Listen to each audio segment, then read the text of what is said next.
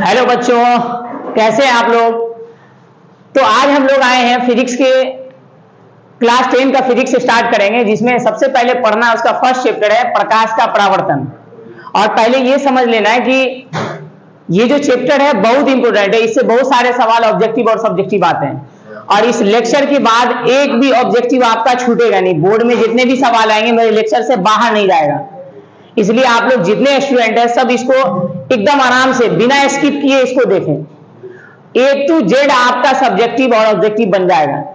तो चलिए हम स्टार्ट करते हैं प्रकाश का परावर्तन। ये फिजिक्स का पहला चैप्टर है, तो यहां से प्रकाश का परावर्तन स्टार्ट करेंगे हम लोग। प्रकाश का परावर्तन,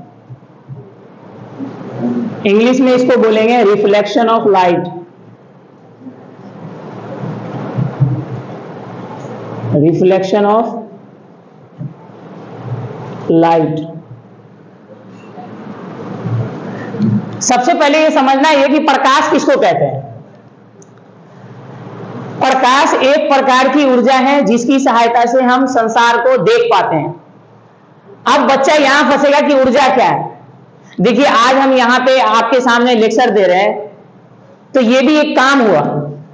आप जो कुछ भी कर रहे हैं ये काम होता है। तो ऊर्जा को पहले समझना है कि अगर किसी इंसान के अंदर काम करने की क्षमता होगी उसी को ऊर्जा कहते हैं। यानी कार्य करने की क्षमता को क्या कहते हैं, ऊर्जा। अगर किसी इंसान के अंदर अगर ऊर्जा खत्म हो गया है तो काम करने की क्षमता भी उसके अंदर से खत्म हो जाएगी, यानी वो कोई कार्य के योग्य नहीं होगा। जैसे सपोज करिए कि अगर हम दिन भर है ना भूखे हैं, कुछ खाते नहीं है, अगर आपको कोई काम करने को दे दिया जाए तो आप बोलिए नहीं मेरे से नहीं होगा। क्यों? क्योंकि आपके अंदर की ऊर्जा खत्म हो चुकी है, इसलिए आपके अंदर जो है ना काम करने की क्षमता नहीं है। तो अगर आपको पूछ दिया जाए ऊर्जा क्या है, इसको इंग्लिश में बोलेंगे एनर्जी, तो बोलेंगे काम करने की क्षमता को ऊर्जा कहते हैं। अब यहां से समझना है कि प्रकाश क्या है। प्रकाश एक प्रकार की ऊर्जा है जिससे हम संसार को देख पाते हैं। आज अगर लाइट ना होता तो हम अगर है ना बंद कमरे में चले जाएं, वहां कोई भी चीज रखा हुआ, आपका बुक रखा हुआ है, पेन रखा हुआ, कोई भी चीज आप उसको देख नहीं पाएंगे। तो बिना लाइट के ये पूरा संसार जो है ना आपके लिए अधूरा है। यानी आंख के साथ साथ प्रकाश का होना जरूरी है। आपको अगर सवाल पूछ दिया जाए कि प्रकाश क्या है, तो एक लाइन में याद रखना है कि प्रकाश एक प्रकार की ऊर्जा है जिससे हम संसार को देख पाते हैं। अब ऊर्जा का मतलब हम समझा दिए। ऊर्जा काम करने की जो क्षमता होती है उसी को ऊर्जा कहते हैं। अब यहां से समझना है कि प्रकाश जो है ना ये गमन करती है, चलती है। जैसे सपोज करिए सूर्य से प्रकाश निकला, वो हमारी पृथ्वी की सतह पे पहुंचता है, तो प्रकाश गमन कर चलेगा जब भी तो पहुंचेगा। तो प्रकाश गमन करता है, जिस जगह पे गमन करेगा उसको माध्यम बोला जाता है। अब ये समझ में आ गया कि माध्यम क्या है, कि प्रकाश जिस वस्तु से निकलता है और निकलने के बाद हमारी है ना पृथ्वी की सतह पे पहुंचता है, तो जहां भी चल रहा है वो उस जगह को बोलते हैं माध्यम। जैसे मान लीजिए सूर्य का प्रकाश पृथ्वी तक पहुंचता है उसकी सतह पे, तो वो हवा में है ना चलता है, गमन करता है, शून्य में गमन करता है। शून्य का मतलब होता है निर्वात, उसको बोलते हैं, दूसरा नाम है। अब शून्य का मतलब ये होता है जहां हवा ना हो, वायु ना हो। और प्रकाश की जो सबसे ज्यादा स्पीड होती है ना वो निर्वात में होता है, शून्य में। शून्य में प्रकाश की चाल होती है 3 × 10⁸ मीटर पर सेकेंड, या 3 लाख किलोमीटर पर सेकेंड बोल सकते हैं। प्रकाश की जो चाल होती है शून्य में, यानी निर्वात में। निर्वात का मतलब वो जगह जहां हवा नहीं हो, ऑक्सीजन ना हो, उसको उसमें प्रकाश की चाल होती है 3 लाख किलोमीटर पर सेकेंड। तो चलिए अब हम लोग है ना पहले देखेंगे कि प्रकाश क्या है। तो प्रकाश एक प्रकार की ऊर्जा है जिससे हम संसार को देख पाते हैं। अब प्रकाश जो है गमन करता है। जैसे अगर मान लीजिए हम चलते हैं तो मेरा भी कुछ रास्ता होता है, तो प्रकाश का भी ठीक इसी प्रकार रास्ता होता है। और जिस रास्ते से होकर के वो चलेगा उसी रास्ते को, उसी पथ को बोलेंगे किरण। यहां से हमको यह समझ में आया कि किरण क्या है। किरण, अगर आपको सवाल पूछे कि किरण किसको कहते हैं, तो आपको याद रखना है कि प्रकाश जिस पथ से होकर के गमन करेगा, जिस रास्ते से होकर के चलेगा, उसी रास्ते को किरण बोलते हैं। अब यहां से समझना है कि किरण भी कई प्रकार के होते हैं। किरण 3 प्रकार के, किरण है ना, किरण जो है, सॉरी किरण है, किरण है ना, किरण के बहुत सारे समूह होंगे। अब जैसे देख लीजिए, अगर हम बात करें कि अगर बहुत सारे किरण एक साथ होंगे तो उसको बोलता है किरण पुंज। यहां से समझना है किरण पुंज किसको कहता है। ये पेपर में सवाल आ चुका है कि किरण पुंज क्या है, या इसी को बोला जाता है प्रकाश पुंज। दूसरा नाम है, आपको याद रखना है, प्रकाश पुंज। अब प्रकाश पुंज क्या होता है, गौर से देखिए। यहां पे आप इसको गौर से देखेंगे, यहां 3 आकृति हम बना रहे हैं।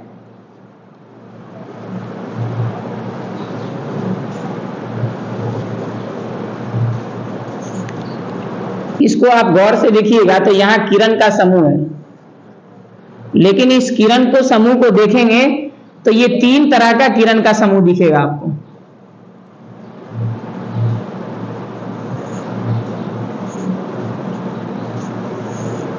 ये 3 तरह का किरण का समूह है, आप गौर से ध्यान देना है। पहले ये समझिए किरण पुंज क्या है या प्रकाश पुंज क्या है। आप इसको देखिए तीनों आकृति में, तो किरण एक से ज्यादा है। जब कोई चीज एक से ज्यादा होता है तो उसको बोलते हैं किरण का समूह। जैसे यहाँ पे किरण है तो इसको बोलेंगे किरण का समूह। आप गौर से देखेंगे कि किरण एक से ज्यादा तो किरण का समूह हो गया, और किरण के समूह को बोला जाता है किरण पुंज। वेरी सिंपल है। किरण समझ गए आप कि प्रकाश जिस पथ से होकर के गमन करेगा, जिस रास्ते से होकर के चलेगा, उसी रास्ते को, उसी पथ को किरण बोलेंगे। और जब सारे किरण, बहुत सारे किरण एक साथ होंगे तो किरण का समूह बोलते हैं उसको। किरण के समूह को बोलेंगे किरण पुंज, या उसी का दूसरा नाम है प्रकाश पुंज। पेपर में सवाल आ सकता है प्रकाश पुंज से आप क्या समझते हैं, वहां आंसर लिखेंगे किरणों के समूह को किरण पुंज या प्रकाश पुंज कहते हैं। अब यहां से आपको देखना है कि किरण पुंज कितने प्रकार के हैं। आप देखिएगा इस चित्र में 3 तरह का हम चित्र बनाए हैं। ये किरण पुंज 3 प्रकार का होता है। अब यहां देखेंगे, ये हमारा समांतर किरण पुंज है, ये हमारा अपसारी किरण पुंज है, ये हमारा अभिसारी किरण पुंज है। अब मेन समझना है कि समांतर किरण पुंज किसको कहते हैं। समांतर किरण पुंज, और ये है अपसारी किरण पुंज। अपसारी किरण पुंज, और इसको देखेंगे ये है अभिसारी किरण पुंज। अभिसारी किरण पुंज।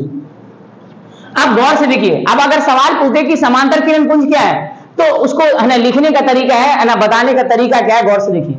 हम बोलेंगे वह किरण पुंज जिसमें 2 किरणें, वह किरण पुंज जिसमें 2 किरणें आपस में समांतर हो, या ऐसा बोलेंगे वह किरण पुंज जिसमें सभी किरणें एक दूसरे के समांतर हो। आप देखेंगे यहां पे है ना 3 किरण है, और तीनों किरण समांतर है एक दूसरे के। अगर हम बात करें फर्स्ट किरण और सेकंड किरण की, तो ये दोनों किरण क्या है, समांतर है। समांतर का मतलब होता है बाबू, अगर 2 लाइन एक दूसरे को कभी नहीं काटेगा तो इसको बोलेंगे समांतर। अगर 2 लाइन एक दूसरे को काट दिया तो इसको बोलेंगे प्रतिच्छेदी, और 2 लाइन एक दूसरे के ऊपर आ गया तो इसको बोलेंगे समपाती। तो आप बताइए यहां पे है ना, पहला किरण और दूसरा किरण को देखिए, ये एक दूसरे को कभी नहीं काटेगा, तो इसलिए ये दोनों किरण क्या हो गया, समांतर। और आप बात करें तीसरा किरण की, दूसरा और तीसरा देख लीजिए, ये भी समांतर है। अब दूसरा तीसरा नहीं, पहला और तीसरा की बात करें तो पहला और तीसरा भी समांतर है आपस में। तो अगर सवाल पूछे कि समांतर किरण पुंज क्या है, तो वह किरण पुंज जिसमें सभी किरणें एक दूसरे के समांतर हो, तो इसको बोलेंगे समांतर किरण पुंज। अब सवाल अगर आपको पूछ दिया जाए कि बताइए समांतर किरण पुंज में 2 किरण के बीच की दूरी क्या होती है, घटती है कि बढ़ती है, या है ना अपरिवर्तित रहती है, मतलब चेंज नहीं करती है, तो आप बताइए 2 किरण के बीच की दूरी यहां जितना है वही दूरी यहां भी होगा, वही दूरी यहां भी होगा। आप कहीं पे किसी 2 पॉइंट पे उन दोनों के बीच की दूरी देखेंगे, लंबवत दूरी की बात बोल रहे हैं, तो देखिएगा हर जगह समान होगा। तो याद रखना, समांतर किरण पुंज में 2 किरणों के बीच की दूरी हमेशा समान होती है, यानी कभी भी 2 किरण के बीच की दूरी चेंज नहीं करेगा। अब बात करते हैं है ना अपसारी किरण पुंज में। आप इस चित्र को देख के बता सकते हैं कि इसमें क्या हो रहा है कि प्रकाश की किरण जो 3 किरण लिए, तीनों किरण एक बिंदु से निकलकर फैल रहा है। यहां देखिए, यहां पे देखें, और इन दोनों के बीच की दूरी इतना है, फिर दोनों के बीच की दूरी बढ़ रहा है, यहां देखिए और बढ़ रहा है। मतलब जैसे जैसे किरण दूर जा रहा है उनके बीच की दूरी बढ़ती जा रही है। और आप गौर करें तो ये किरणें एक बिंदु से निकलकर फैल रहा है। और याद रखना, अपसारी का मतलब ही होता है फैलना। अपसारी मतलब फैलना, इसको इंग्लिश में बोलते हैं डाइवर्जेंट। आप गौर से ध्यान देना है कि अगर सवाल पूछ दे कि अपसारी किरण पुंज क्या है, तो हम बोलेंगे वह किरण पुंज जिसमें प्रकाश की किरण एक बिंदु से निकलकर फैलती जाती है। अगर प्रकाश की किरण एक बिंदु से निकल के फैलती जाएगी, उस किरण पुंज को बोलेंगे अपसारी किरण पुंज। और प्रकाश की किरण अगर सभी किरणें एक दूसरे के समांतर हो तो उसको बोलेंगे समांतर किरण पुंज। अब समांतर किरण पुंज में दो किरण के बीच की दूरी नहीं बदलती है, समान रहती है। लेकिन अब सारी किरण पुंज की बात करें, गौर से ध्यान देना है, तो दो किरण के बीच की दूरी यहां देखिए आप, दो किरण के बीच की दूरी यहां जितना है वो उतना ही यहां नहीं है, यहां बढ़ गया है। आप यहां देख लीजिए, उससे भी ज्यादा हो गया दो किरण के बीच की दूरी। यानी बता सकते हैं कि अपसारी किरण पुंज में दो किरण के बीच की दूरी बढ़ती है। सवाल आएगा, ऑब्जेक्टिव आपको सवाल पूछ सकता है कि अपसारी किरण पुंज में दो किरणों के बीच की दूरी बढ़ती है या घटती है। आपको ध्यान में रखना है अपसारी किरण पुंज में होता क्या है, दो किरण के बीच की दूरी बढ़ती है। क्यों बढ़ती है? कि अपसारी का मतलब होता है फैलना। और जब भी अपसारी किरण पुंज बोलेगा तो आप बोलेंगे अपसारी किरण पुंज में सभी किरणें एक दूसरे से क्या होती है, एक बिंदु से निकलकर फैलती जाती है। एक चीज बताइए, जब फैलेगा तो उनके बीच की दूरी बढ़ेगा कि घटेगा? आप दो व्यक्ति हैं और एक साथ हैं, जब उससे दूर जाइएगा आप, है ना, तो उनके बीच की दूरी और आपके बीच की दूरी ऑटोमेटिक है, बढ़ेगा ही। और नजदीक आएंगे तो है ना, दूरी क्या होगा, घटेगा। तो यहां पे क्या हो रहा है, दो किरणें एक दूसरे से, जब जितनी भी किरण निकल रही है एक बिंदु से, सभी के बीच की दूरी बढ़ रही है। क्यों? क्योंकि सभी एक दूसरे से एक बिंदु से निकलकर फैलती जाती है। ऑब्जेक्टिव आ सकता है, इसलिए आपको याद रखना है कि है ना, अपसारी किरण पुंज में दो किरणों के बीच की दूरी क्या होती है, बढ़ती है। अब अगर सवाल पूछे अभिसारी, अभिसारी का मतलब होता है मिलना। अभिसारी मतलब मिलना होता है, इंग्लिश में बोलता है कन्वर्जेंट, कन्वर्ज मतलब मिलना। अब अभिसारी का मतलब मिलना होता है। तो अगर सवाल आपको पूछ दे कि अभिसारी किरण पुंज क्या है, तो बोलेंगे वह किरण पुंज जिसमें सभी किरणें एक बिंदु पे जाके मिलती है, उसको अभिसारी किरण पुंज बोलेंगे। अब सवाल आएगा कि अभिसारी किरण पुंज में दो किरण के बीच की दूरी क्या होती है, घटती है कि बढ़ती है कि अपरिवर्तित रहती है, नहीं बदलती है। तो आप बताइए, दो किरण के बीच की दूरी यहां पे अगर आप देखें तो यहां पे ज्यादा है, अगर यहां करें तो और कम हो गया, यहां इन दोनों के बीच की दूरी और कम हो गया। यानी धीरे धीरे इसके बीच की दूरी क्या हो रही है, कम हो रही है। यानी अभिसारी किरण पुंज में दो किरणों के बीच की दूरी घटती है। और सिंपल सी बात है कि अगर सारे किरण जाके एक बिंदु पे मिलेगा तो मिलेगा कब, जब उनके बीच की दूरी घटेगी तब। तो ये तीनों किरण पुंज समझ में आ गया। अब सवाल पेपर में आ सकता है कि बताइए अब अपसारी और अभिसारी में अंतर क्या है। तो वेरी सिंपल, अगर कोई समझ गया तो इसका अंतर बता सकते हैं। क्या बोलेंगे, अब सारी किरण पुंज में है ना, प्रकाश की किरण एक बिंदु से निकलकर क्या होती है, फैलती जाती है, पहला पॉइंट। और आ जाए अभिसारी में, तो अभिसारी किरण पुंज में सभी किरणें एक बिंदु पे जाके मिलती है, एक अंतर हो गया। दूसरा अंतर, अब सारी किरण पुंज में दो किरणों के बीच की दूरी क्या हो रही है, बताइए, दो किरणों के बीच की दूरी बढ़ रही है। लेकिन अभिसारी किरण पुंज में दो किरणों के बीच की दूरी घटती है, तो यह अंतर हो गया। अब कहने का मतलब है, अगर सवाल पूछ दे कि अपसारी और अभिसारी में अंतर क्या है, आराम से अंतर बता सकते हैं। ये जरूरी नहीं इन दोनों में पेपर में सवाल आ गया कि समांतर और अपसारी किरण पुंज में क्या अंतर है, तो इसको फिर ऐसा बोल सकता है, पहले तो ये बताइए कि समांतर किरण पुंज में क्या है, सभी किरणें एक दूसरे के समांतर होती है, एक पॉइंट हो गया। दूसरा, अपसारी में आ जाइए, यहां बोलेंगे अपसारी किरण पुंज में है ना, प्रकाश की किरणें एक बिंदु से निकलकर फैलती जाती है, यहां समांतर होती है, यहां किरण निकल के एक बिंदु से फैलती है। तो ये एक अंतर हुआ। दूसरा अंतर है ना, समांतर किरण पुंज में दो किरणों के बीच की दूरी हमेशा समान होती है, लेकिन यहां पे दो किरणों के बीच की दूरी अपसारी में क्या होती है, बढ़ती है। यह अंतर हो गया। तो अंतर आपको किसी में पूछ दे, आप बता सकते हैं। सवाल पूछ दे कोई भी किरण पुंज में, तो आप बता सकते हैं। अगर सवाल पूछेगा कि निम्नलिखित में किस किरण पुंज में प्रकाश की किरण जो है अपरिवर्तित रहती है, मतलब नहीं चेंज करती है, समान रहती है, तो ऑप्शन ए में आएगा है ना अपसारी, ऑप्शन बी में आ जाएगा अभिसारी, ऑप्शन सी में रहेगा समांतर, ऑप्शन डी में रहेगा इनमें से कोई नहीं। तो किसमें है ना, दो किरणों के बीच की दूरी हमेशा समान रहती है, अभी समझा दिए समांतर किरण पुंज में। तो कोई भी सवाल आपको यहां से बन जाएगा। तो ये हम समझ गए कि है ना किरण पुंज क्या है। फिर से एक बार समझ लेते हैं, प्रकाश अगर पूछ दे क्या है, तो बोलेंगे प्रकाश एक प्रकार की ऊर्जा है जिससे हम संसार को देख पाते हैं। प्रकाश अब है ना किसी भी है ना, जैसे मान लीजिए कि बल्ब है, उससे निकल रहा है प्रकाश, तो वो प्रकाश निकल करके हम तक पहुंच रहा है। तो कहीं ना कहीं चल के आ रहा है ना, तो जिस जगह पे चलता है उसी को बोलते हैं माध्यम। अब ये माध्यम हो गया। अगर आपको सवाल पूछ दिया जाए कि बता किरण क्या है, तो बोलेंगे प्रकाश जिस पथ से होकर के, प्रकाश जिस पथ से, पथ का मतलब होता है रास्ता, प्रकाश जिस पथ से होकर के चलता है उसी पथ को क्या बोलते हैं, किरण बोलते हैं। और जब बहुत सारे किरण एक साथ हो जाए तो उसको बोलेंगे किरणों का समूह। और याद रखना किरणों के समूह को क्या बोलते हैं, किरण पुंज या प्रकाश पुंज बोलते हैं। और किरण पुंज सवाल पूछ देगा ऑब्जेक्टिव में कितने प्रकार के होते हैं, तो आपको याद रखना किरण पुंज 3 प्रकार के होते हैं, समांतर, अपसारी, अभिसारी, और तीनों का मतलब बता दिए। अब हम लोग इसके बाद है ना नेक्स्ट चीज पढ़ेंगे। अब ये तीनों पहले किरण पुंज पढ़ लिए, इसके बाद आगे आएंगे हम लोग। सबसे पहले दर्पण को देख लेंगे, ठीक है। दर्पण में सबसे पहले हम लोग पढ़ेंगे कि गोलीय दर्पण क्या है, फिर प्रकाश का परावर्तन है, ये सबको समझेंगे। पहले आप एकदम आराम से बिना स्किप किए हुए इसको देखिए, जब लेक्चर खत्म हो जाएगा तो प्लीज सारे क्वेश्चन आपसे बन जाएगा। अब यहां से हम ध्यान देंगे इसको, प्रकाश के परावर्तन को समझने से पहले गोलीय दर्पण को समझ लेते हैं।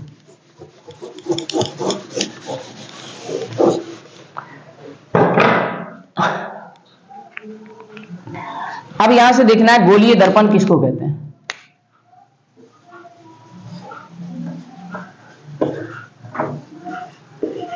गोलीय दर्पण,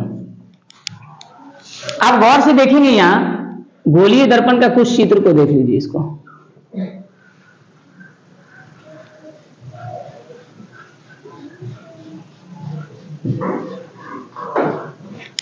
ये हमारा दूसरा गोलीय दर्पण है।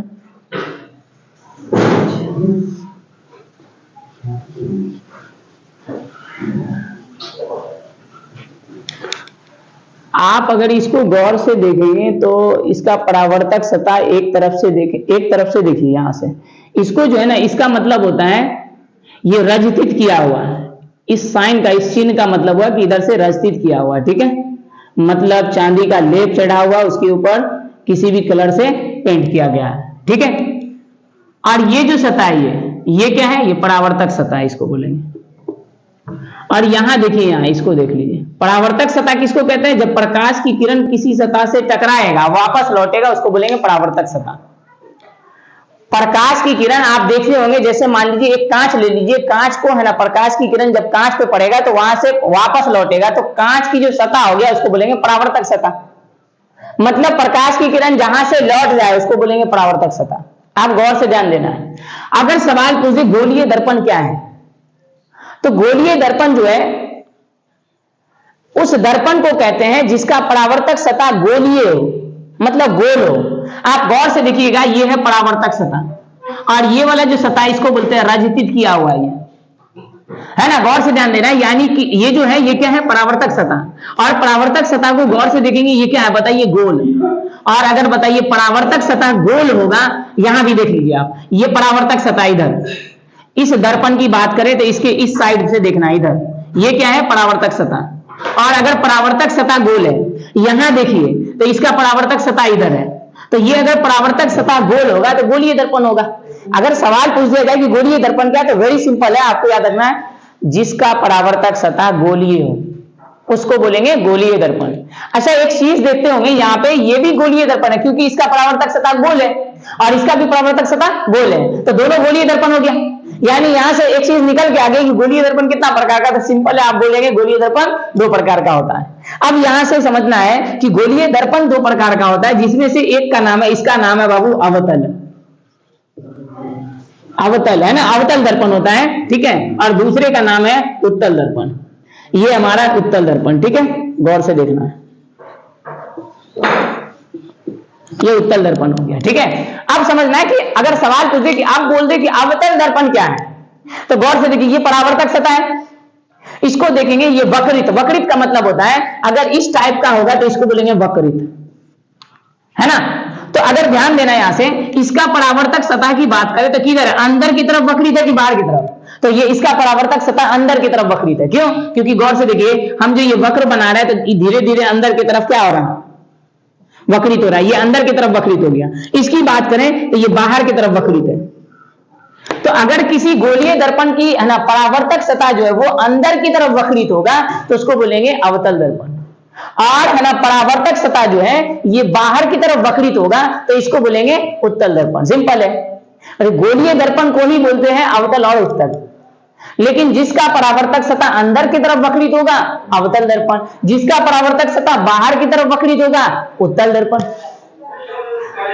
अब यहां से समझना है कि उत्तल दर्पण अवतल दर्पण समझ लिए, इसको विशेष रूप से आगे देखेंगे, लेकिन अब ये समझिए कि गोलीय दर्पण समझ में आ गया। गोलीय दर्पण दो प्रकार के होते हैं, अवतल और उत्तल।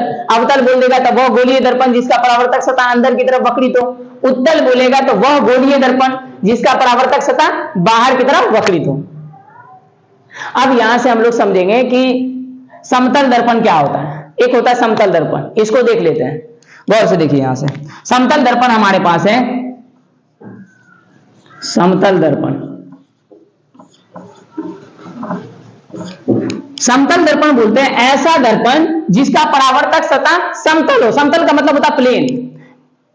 जैसे मैदान होता है ना, तो मैदान क्या होता है, प्लेन होता है, लेकिन पहाड़ पे जाइएगा तो वो प्लेन नहीं होगा।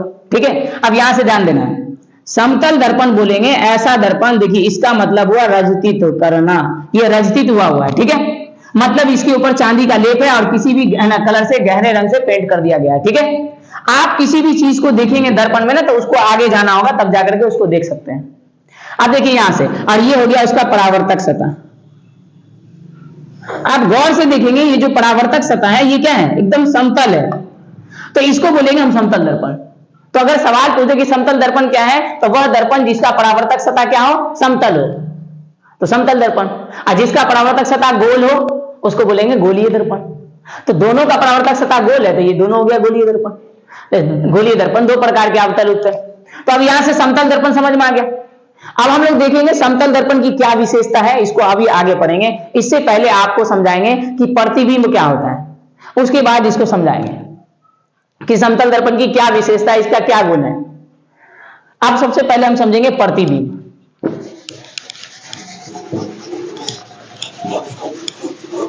अब पेपर में सवाल आ सकता है कि अवतल दर्पण किधर वक्रित होता है, तो याद रखना अंदर की तरफ। उत्तल दर्पण कहां वक्रित होता है, तो बाहर की तरफ। अब यहां से ध्यान देना है कि अगर आपको सवाल पूछ दे कि दर्पण क्या है, तो इसका जवाब आप दे सकते हैं आसानी से। सबसे पहले आप समझ लेते हैं कि प्रतिबिंब क्या है। प्रतिबिंब गौर से देखिए, प्रतिबिंब इसको बोलते हैं इमेज। अगर आपको बोल दे प्रतिबिंब क्या है, तो प्रतिबिंब को समझ लीजिए। अब यहां से हम दो चित्र की है ना थ्रो आएंगे, इसको देखिए। यहां से हमको यहां देखना है ये कौन सा दर्पण है, अवतल दर्पण। और अवतल दर्पण का ये क्या है, परावर्तक सतह।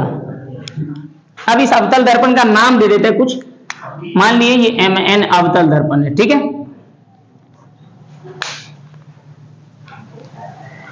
और आपको एक चीज समझना है, इसमें कुछ बात पहले इमेज को समझने से पहले समझ लेते हैं, प्रतिबिंब को समझने से पहले जो इसको यूज करेंगे हम। अगर आपको बोल दे कि ध्रुव क्या है, ध्रुव, ध्रुव को इंग्लिश में बोलते हैं पोल, इसको समझ लीजिए। पोल पी से होता है तो हम पी लिखेंगे, पी का मतलब समझ जाना ध्रुव। पोल किसको कहता है, ध्रुव किसको कहता है, ये गोलीय दर्पण है ना। अब गोलीय दर्पण में कौन सा दर्पण, अवतल दर्पण। तो गोलीय दर्पण का ये जो परावर्तक पृष्ठ है, ये वाला आपको देखना है। गोलीय दर्पण का जो परावर्तक पृष्ठ है, आप बात करें ये गोलीय दर्पण तो ये भी है, गोलीय दर्पण ये भी है, लेकिन इसका परावर्तक पृष्ठ किधर है, ये है। तो गोलीय दर्पण का जो परावर्तक पृष्ठ है उसके मध्य बिंदु को देखिए। यहां से गोलीय दर्पण का परावर्तक सतह का, गोलीय दर्पण का जो परावर्तक पृष्ठ है ये, इसका जो मध्य बिंदु होगा इसी को बोलते हैं ध्रुव। अब बताइए ये भी गोलीय दर्पण है, इसका परावर्तक सतह ये है, तो इसका मध्य बिंदु कौन है, मध्य मतलब बीच वाला पॉइंट, इसी को बोलेंगे ध्रुव, पी। तो अगर सवाल पूछ दे ध्रुव क्या है, पेपर में इतना छोटा सवाल नहीं आता, लेकिन अगर सवाल पूछ दे, ये भी अपने आप में सवाल है कि ध्रुव क्या है, तो आपको बोलना है कि गोलीय दर्पण का जो परावर्तक पृष्ठ होता है उसके मध्य बिंदु को, बीच वाले बिंदु को ध्रुव कहते हैं। ध्रुव समझ में आ गया। अब समझना है हमको दो तीन बात और समझना है। एक है कि वक्रता त्रिज्या क्या है, वक्रता केंद्र क्या है, इसको समझ लेते हैं, इसके बाद फिर आगे चलेंगे, तब जाकर के प्रतिबिंब को समझेंगे।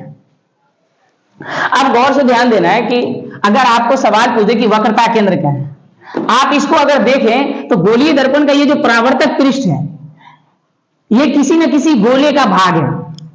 जैसे अगर हम आपको यहां से दिखाएं, गौर से ध्यान देना है, ये एक गोला है, ठीक है। इस गोले का आप देखेंगे यहां पे ये अवतल दर्पण बन रहा है ना, गौर से ध्यान देना यहां से, और ये उत्तल दर्पण बन रहा है। तो आप देखेंगे कि ये जो है ना अवतल दर्पण है हमारे पास, ये जो अवतल दर्पण है उत्तल दर्पण है। तो अवतल दर्पण जो हमारे पास है ये भी गोलीय दर्पण है, ये उत्तल दर्पण भी गोलीय दर्पण है। तो इसके जो मध्य बिंदु होंगे परावर्तक सतह के, इसको ध्रुव बोलेंगे। तो ये तो ध्रुव हो गया, ये भी ध्रुव हो गया। अब यहां से समझना है कि ये जो गोलीय दर्पण है ये किसी न किसी गोले का भाग है। वो किस गोले का भाग है आप देख सकते हैं, इसका है। तो ये गोलीय दर्पण है, ये जिस गोले का भाग है उसके केंद्र को बताइए। ये जो गोलीय दर्पण हमारा है, ये गोलीय दर्पण इस गोले से निकला है। तो इस गोले का जो है ना केंद्र होगा उसी को बोलेंगे वक्रता केंद्र। सवाल पूछ देगा कि बताइए वक्रता केंद्र क्या है।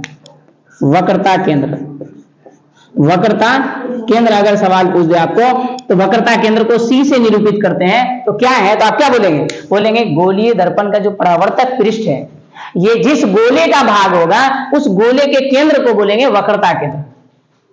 वक्रता केंद्र को C से निरूपित करते हैं। अब वक्रता केंद्र के बाद समझना है कि वक्रता त्रिज्या क्या होता है।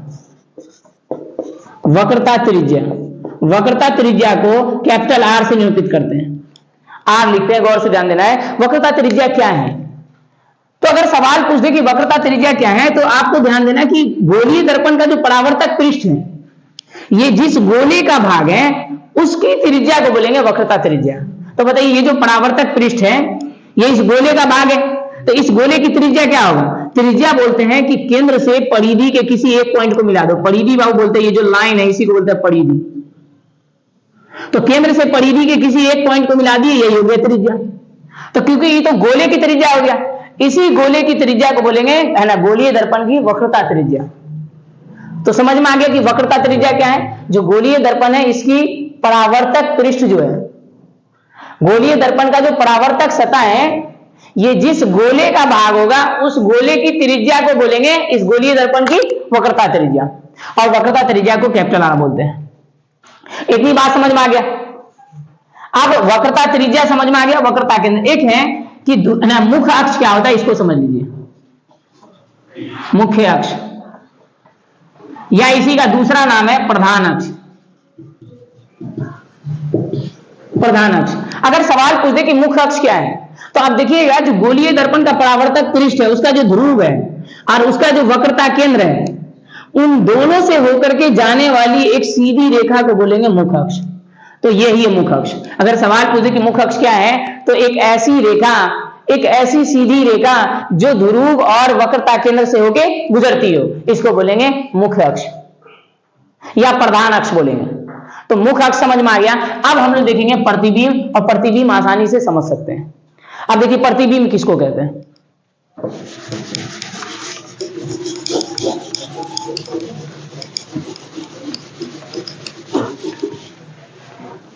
अब अगर आपको पूछ दे कि प्रतिबिंब क्या है, तो प्रतिबिंब को समझिए, यहां से ध्यान दीजिए। हमारे पास ये एक गोलीय दर्पण है। गोलीय दर्पण में एक दर्पण हम ले लिए, कौन सा दर्पण है ये, अवतल। अब गौर से ध्यान देना है यहां पे कि ये तो ध्रुव हो गया और ये वक्रता केंद्र है, इसके इससे होकर के एक लाइन गुजर रहा है, इसको बोलेंगे मुख्य अक्ष। अब देखिए यहां से है ना किरण लेते हैं कुछ, ये सारी किरण मुख्य अक्ष के समांतर जा रहा है, तो ये परावर्तित होकर के ये लौटेगा, क्योंकि परावर्तक सतह है, परावर्तक सतह से ये किरण वापस आएगा। इस किरण को बोलेंगे परावर्तित किरण। परावर्तित किरण क्या होता है ये सारे अभी समझाएंगे। इतना समझो कि अगर किसी सतह से कोई किरण टकराया और टकराने के बाद जो वापस लौटती है उसी किरण को बोलते हैं परावर्तित किरण। तो ये जो किरण है ये, इस किरण को क्या बोलेंगे, परावर्तित किरण। और जो किरण किसी सतह से जाके टकराता है, अब इस किरण की बात करें तो ये जा करके यहां टकरा रहा है, तो इसलिए इस किरण को बोलेंगे आपतित किरण। आप गौर से देखें, ये हमारे जितना भी किरण ले रहे हैं ये सारा किरण परावर्तन के बाद एक बिंदु पे जाके एना मिल रहा है यहाँ पे, फिर एक और किरण ले लिए, ये परावर्तित होने के बाद फिर ये किरण यहां जाके मिल रहा है। मतलब सभी है ना किरण दर्पण से टकराया और परावर्तन के बाद ये सारी परावर्तित किरण एक बिंदु पे जाके मिल रहा है, कहां, मुख्य अक्ष के। अच्छा, परावर्तित किरण जिस बिंदु पे जाके मिलता है बाबू, उसी को बोलते हैं प्रतिबिंब। एक तो ये हो गया प्रतिबिंब। अगर सवाल पूछे कि प्रतिबिंब क्या है, अब इसका जवाब अभी मिलेगा। एक और देखिए, यहां से ध्यान दीजिए, यहां से आप इसको देखिए, ये हमारा समतल दर्पण है। आप समतल दर्पण में देखेंगे, एक वस्तु ले लिए हम यहां पे, इस वस्तु का नाम है O, ठीक है। अब यहां से हम दो किरण लेते हैं, एक तो किरण है ना लंबवत ले रहे हैं, तो याद रखना है जब कोई भी है ना किरण किसी दर्पण पे लंबवत पड़े तो वापस उसी पथ पे वो किरण लौट जाती है, उसी पथ पे वापस लौट जाएगा। अब क्या हुआ कि एक और किरण लेते हैं, यहां से ध्यान देना है, इस पॉइंट का नाम O डैश मान लिया। ऐसा लगेगा कि ये जो लौटी गई किरण है वो यहां से आ रही है। फिर एक और किरण लिए, ये किरण यहां आया और ये परावर्तन होने के बाद ये लौट गया ये किरण, और ये लौटी गई किरण ऐसा लगेगा कि यहां से ये किरण आ रही है।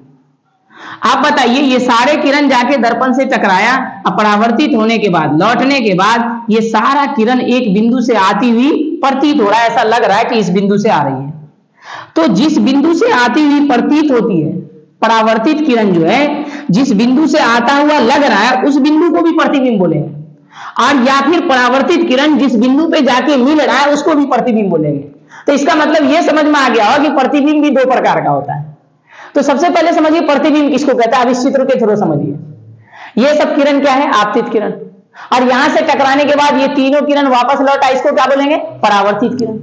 अब गौर से देखेंगे, परावर्तित किरण एक बिंदु पे जाके यहां मिल रहा है, उसको प्रतिबिंब बोले। यहां पे गौर से देखिए, ये परावर्तित किरण, ये जो परावर्तित किरण है एक बिंदु से आती हुई प्रतीत हो रहा है, लग रहा है ऐसा, लेकिन रियल में एक चीज बताइए, ये परावर्तित किरण इस बिंदु से आ रहा है, नहीं आ रहा है। ये परावर्तित किरण यहां से लौट रहा है, यहां से दर्पण से ही। लेकिन किसी व्यक्ति को अगर यहां पे कोई रामलाल खड़ा है, ठीक है, और इस रामलाल को लगेगा कि ये जो किरण है, ये किरण क्या है, ये किरण यहां से आ रहा है, इस पॉइंट O से। तो जिस बिंदु से आती हुई प्रतीत होगा परावर्तित किरण, या परावर्तित किरण जिस बिंदु पे जाके मिलेगा उस बिंदु को बोलेंगे प्रतिबिंब। तो सवाल अगर पूछ दिया जाए कि प्रतिबिंब क्या है, तो हम बोलेंगे जब प्रकाश की किरण किसी वस्तु से निकलकर दर्पण से टकराती है। ये क्या है, यहाँ पे O एक वस्तु है, यहाँ जो प्रकाश की किरण आ रही है वो किसी न किसी वस्तु से आ रही है। जैसे सूर्य है, ये भी एक वस्तु है, यहां से प्रकाश आता है। बल्ब है, बल्ब है जलता हुआ, वो भी एक वस्तु, उससे प्रकाश आता है, जल रहा है। तो जब प्रकाश की किरण किसी वस्तु से निकलकर दर्पण से टकराती है और लौटने के बाद जो लौटी गई किरण होती है उसको बोलते हैं परावर्तित किरण। तो परावर्तित किरण जिस बिंदु पे जाके मिलती है, या परावर्तित किरण जिस बिंदु से आती हुई प्रतीत होती है, उस बिंदु को बोलते हैं प्रतिबिंब। अगर सवाल पूछे कि प्रतिबिंब क्या है, तो इतना याद रखना शॉर्टकट में कि परावर्तित किरण जिस बिंदु पे जाके मिलती है, या परावर्तित किरण जिस बिंदु से आती हुई प्रतीत होती है, उसी बिंदु को प्रतिबिंब बोलते हैं। आप यहां देख सकते हैं परावर्तित किरण यहां पे मिला, ये प्रतिबिंब हो गया। यहां आप देख सकते हैं परावर्तित किरण इस बिंदु से आती हुई लग रहा है, इसलिए इस बिंदु को प्रतिबिंब बोलेंगे। तो प्रतिबिंब समझ में आ गया। अच्छा एक चीज बताइए, यहां पे परावर्तित किरण इस बिंदु से आती हुई प्रतीत हो रही है, इसलिए इस प्रतिबिंब को बोलेंगे आभासी प्रतिबिंब। आभासी प्रतिबिंब क्यों, क्योंकि यहां पे क्या हो रहा है, परावर्तित किरण एक बिंदु से आती हुई प्रतीत हो रही है, लेकिन यहां पे गौर से देख, परावर्तित किरण एक बिंदु पे जाकर के वास्तव में मिल रहा है, इसलिए इसको बोलते हैं वास्तविक प्रतिबिंब। वास्तविक प्रतिबिंब। अगर सवाल पूछे कि वास्तविक प्रतिबिंब क्या है, आभासी प्रतिबिंब क्या है, तो इसका जवाब अभी मिलेगा। अभी ये समझिए कि प्रतिबिंब क्या है, समझ में आ गया। जब प्रकाश की किरण किसी वस्तु से निकलकर दर्पण से परावर्तित होगी, परावर्तित किरण जिस बिंदु पे जाके मिलेगा, या परावर्तित किरण जिस बिंदु से आती हुई प्रतीत होगा, उस बिंदु को प्रतिबिंब बोलेंगे। अब सवाल पूछेगा प्रतिबिंब कितना प्रकार का, तो याद रखना दो प्रकार का, एक होता है वास्तविक प्रतिबिंब, एक होता है आभासी प्रतिबिंब। अब वास्तविक प्रतिबिंब क्या होता है, आप खुद भी इसका डेफिनेशन बोल सकते हैं अगर कंसंट्रेट है तो। परावर्तित किरण इसमें बताइए जाकर के सभी परावर्तित किरण एक बिंदु पे जाके रियल में वास्तव में जाकर के मिल रही है, तो इसको बोलते हैं वास्तविक प्रतिबिंब। लेकिन यहां देखिए, परावर्तित किरण क्या वास्तव में इस बिंदु से आ रही है, रियल में आ रहा है, नहीं आ रहा है। तो इसलिए क्योंकि ये है ना एक बिंदु से आती हुई, यहाँ पे परावर्तित किरण ऐसा लग रहा है एक बिंदु से आता हुआ प्रतीत हो रहा है, इसलिए इसको बोलेंगे आभासी प्रतिबिंब। तो अगर बोलते हैं वास्तविक प्रतिबिंब क्या है, तो क्या बोलेंगे, परावर्तित किरण जिस बिंदु पे जाकर के वास्तव में मिलेगा तो वास्तविक प्रतिबिंब, और परावर्तित किरण जिस बिंदु से आती हुई प्रतीत होगा उस बिंदु को बोलेंगे आभासी प्रतिबिंब। प्रतिबिंब समझ में आ गया। तो अब आपको ध्यान देना है एक चीज, देखिए ये जो प्रतिबिंब आभासी बना है, ये दर्पण के ये वाला जो है ना, ये जो होता है ना, ये दर्पण के पीछे का हिस्सा होता है जो रजतित किया हुआ है। तो प्रतिबिंब आप गौर से देखिए, इसमें दर्पण के पीछे बन रहा है। इसका मतलब आभासी प्रतिबिंब ये भी याद हो गया कि दर्पण के कहां बनता है, पीछे। और ये वास्तविक प्रतिबिंब है, ये दर्पण के किधर, इधर है। ये वाला हिस्सा क्या हो गया, पीछे, और इधर बनेगा तो क्या होगा, सामने बोल दो या आगे बोल दो। तो बताओ वास्तविक प्रतिबिंब किधर बनता है, दर्पण के आगे या सामने। लेकिन आभासी प्रतिबिंब किधर बनता है, दर्पण के पीछे। सवाल आएगा आपको कि आभासी और वास्तविक में क्या अंतर है, तो आप वहां लिख सकते हैं कि वास्तविक प्रतिबिंब दर्पण से पहले या सामने बनता है, आभासी प्रतिबिंब दर्पण के पीछे बनता है। वास्तविक प्रतिबिंब परावर्तित किरण के वास्तव कटान से बनता है, लेकिन आभासी प्रतिबिंब परावर्तित किरण के आभासी कटान से बनता है। रियल में यहाँ पे परावर्तित किरण कट नहीं रहा है, एक दूसरे से मिल नहीं रहा। तो ये हुआ आभासी और वास्तविक प्रतिबिंब। अब हमको समझना ये है कि समतल दर्पण जो होता है उसकी विशेषता क्या है। गौर से देखिए, समतल दर्पण की विशेषता, ये सवाल आ जाता है, ऑब्जेक्टिव में भी खूब आ जाता है। गौर से देखिए, समतल दर्पण की क्या विशेषता है। इसकी पहली विशेषता यह है कि समतल दर्पण से जो प्रतिबिंब बनता है, आप बताइए कैसा बन रहा है, आभासी या वास्तविक, आभासी बन रहा है। उसके बाद समतल दर्पण द्वारा जो प्रतिबिंब बनता है आभासी बनता है। और आभासी जब भी बनेगा तो एक चीज का ख्याल रखना है, आभासी प्रतिबिंब है ना सीधा होता है, और जो वास्तविक बनेगा वो उल्टा होगा, याद रखना है। आप देखिए, तो अगर सवाल पूछे कि समतल दर्पण का विशेषता क्या है, तो पहला विशेषता कि समतल दर्पण में प्रतिबिंब कैसा बनता है, आभासी। और आभासी होगा तो सीधा होगा या उल्टा, तो सीधा प्रतिबिंब बनेगा। और सीधा प्रतिबिंब जो है, अब आपको यहां समझना यह है कि समतल दर्पण में जो वस्तु है ना, वो दर्पण से जितनी दूरी पे, दर्पण से वस्तु की दूरी ये हुआ, गौर से देखिए, ये वस्तु है, तो दर्पण से जितनी दूरी पे वस्तु होगा, प्रतिबिंब जो बनेगा ना दर्पण से उतना ही दूरी पर पीछे बनेगा। देखिए, ये भी दूरी जितना होगा उतना ही ये दूरी होगा। यानी अगर ये विशेषता है, तो अगर सवाल पूछेगा कि बता समतल दर्पण की तीसरी विशेषता क्या है, तो उसकी तीसरी विशेषता ये है कि समतल दर्पण द्वारा जो प्रतिबिंब बनता है वो दर्पण के पीछे उतना ही दूरी पर बनता है, दर्पण के सामने जितनी दूरी पर वस्तु होती है। अगर दर्पण से वस्तु की दूरी ये जो है 20 सेंटीमीटर होगा, तो दर्पण के पीछे जो वस्तु बनेगा ये 20 सेंटीमीटर की दूरी पर बनेगा। तो ये विशेषता है। तो समतल दर्पण की ये तीसरी विशेषता हो गई। अब आपको समझना है कि समतल दर्पण की चौथी विशेषता क्या है। तो समतल दर्पण द्वारा जो प्रतिबिंब बना, अब इसको देखिए, O डैश प्रतिबिंब है, तो ये जो प्रतिबिंब बना है इसका जितना बड़ा साइज होगा, साइज का मतलब उसकी आकार, वो कितना बड़ा बना है, तो याद रखना है जितना बड़ा वस्तु होगा उतना ही बड़ा प्रतिबिंब बनेगा। समतल दर्पण की ये भी विशेषता है। तो फिर से समझिए, पहला समतल दर्पण की अगर विशेषता, समतल दर्पण क्या है, तो वह दर्पण जिसकी परावर्तक सतह एकदम समतल हो उसको बोलेंगे समतल दर्पण। समतल दर्पण की पहली विशेषता कि समतल दर्पण द्वारा जो प्रतिबिंब बनता है वो आभासी। समतल दर्पण द्वारा जो प्रतिबिंब बनता है आभासी और सीधा। अगला विशेषता यह कि समतल दर्पण द्वारा जो प्रतिबिंब बनेगा वो दर्पण से उतना ही दूरी पर पीछे बनेगा जितनी दूरी पर दर्पण के सामने वस्तु होगी। इसके बाद अगला विशेषता है कि समतल दर्पण द्वारा जो प्रतिबिंब बनता है उसका जितना बड़ा है ना साइज होता है ना, वस्तु का साइज भी उतना ही बड़ा होता है। तो ये इसकी विशेषता हो गई। अब सवाल पूछता है क्या, अच्छा समतल दर्पण की एक चीज और याद रखना, फोकस दूरी अनंत होती है। समतल दर्पण की अगर सवाल पूछे कि फोकस दूरी क्या होता है, तो अनंत। अब ये भी समझाएंगे कि फोकस दूरी क्या है, अभी इतना समझ लीजिए। अगर आपको सवाल पूछे कि समतल दर्पण क्या है, उसकी विशेषता क्या बता सकते हैं, ऑब्जेक्टिव में आएगा कि समतल निम्नलिखित में किस दर्पण के द्वारा प्रतिबिंब आभासी बनता है, तो समतल के द्वारा बनता है। और उत्तल के द्वारा भी आभासी बनता है, क्योंकि उत्तल पे आएंगे तो वहां समझा देंगे अच्छे से। अभी यहां फिलहाल समतल को समझिए, समतल से प्रतिबिंब कैसा बनता है, आभासी। सवाल पूछेगा कि किस दर्पण में प्रतिबिंब है ना दर्पण के पीछे उतना ही दूरी पर बनेगा जितनी दूरी पे वस्तु होगा, तो आप उसका नाम लेंगे, वो समतल दर्पण है। सवाल पूछेगा किस दर्पण की फोकस दूरी अनंत होती है, आपको बोलना है समतल दर्पण।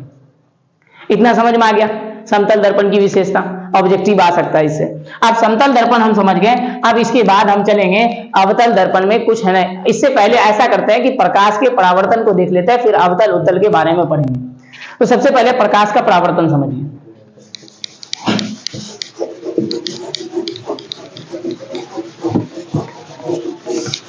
प्रकाश की परावर्तन को समझना है, और बहुत अच्छा सवाल है इस चैप्टर का कि प्रकाश का परावर्तन क्या है, बहुत बार सवाल पूछा हुआ।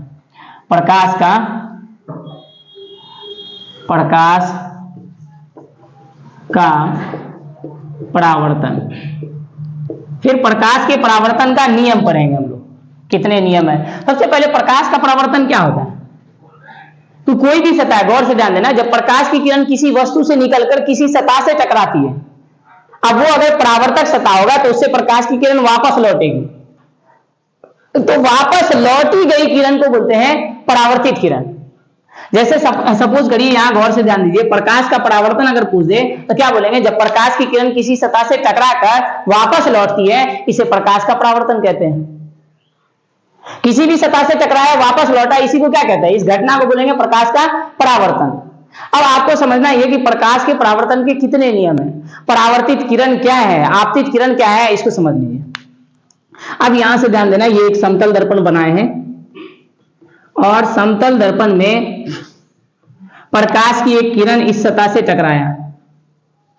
अच्छा, प्रकाश की किरण का नाम हम दे देते हैं यहां से ए ओ।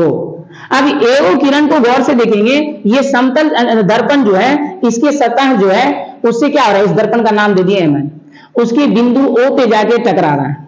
ये किरण जाकर के कहां पे टकरा रहा है, बिंदु ओ पर। इसलिए जब कोई प्रकाश की किरण किसी सतह से जाके टकराएगा, उस किरण को बोलते हैं आपतित किरण। तो ये हो गया आपतित किरण, आपतित किरण।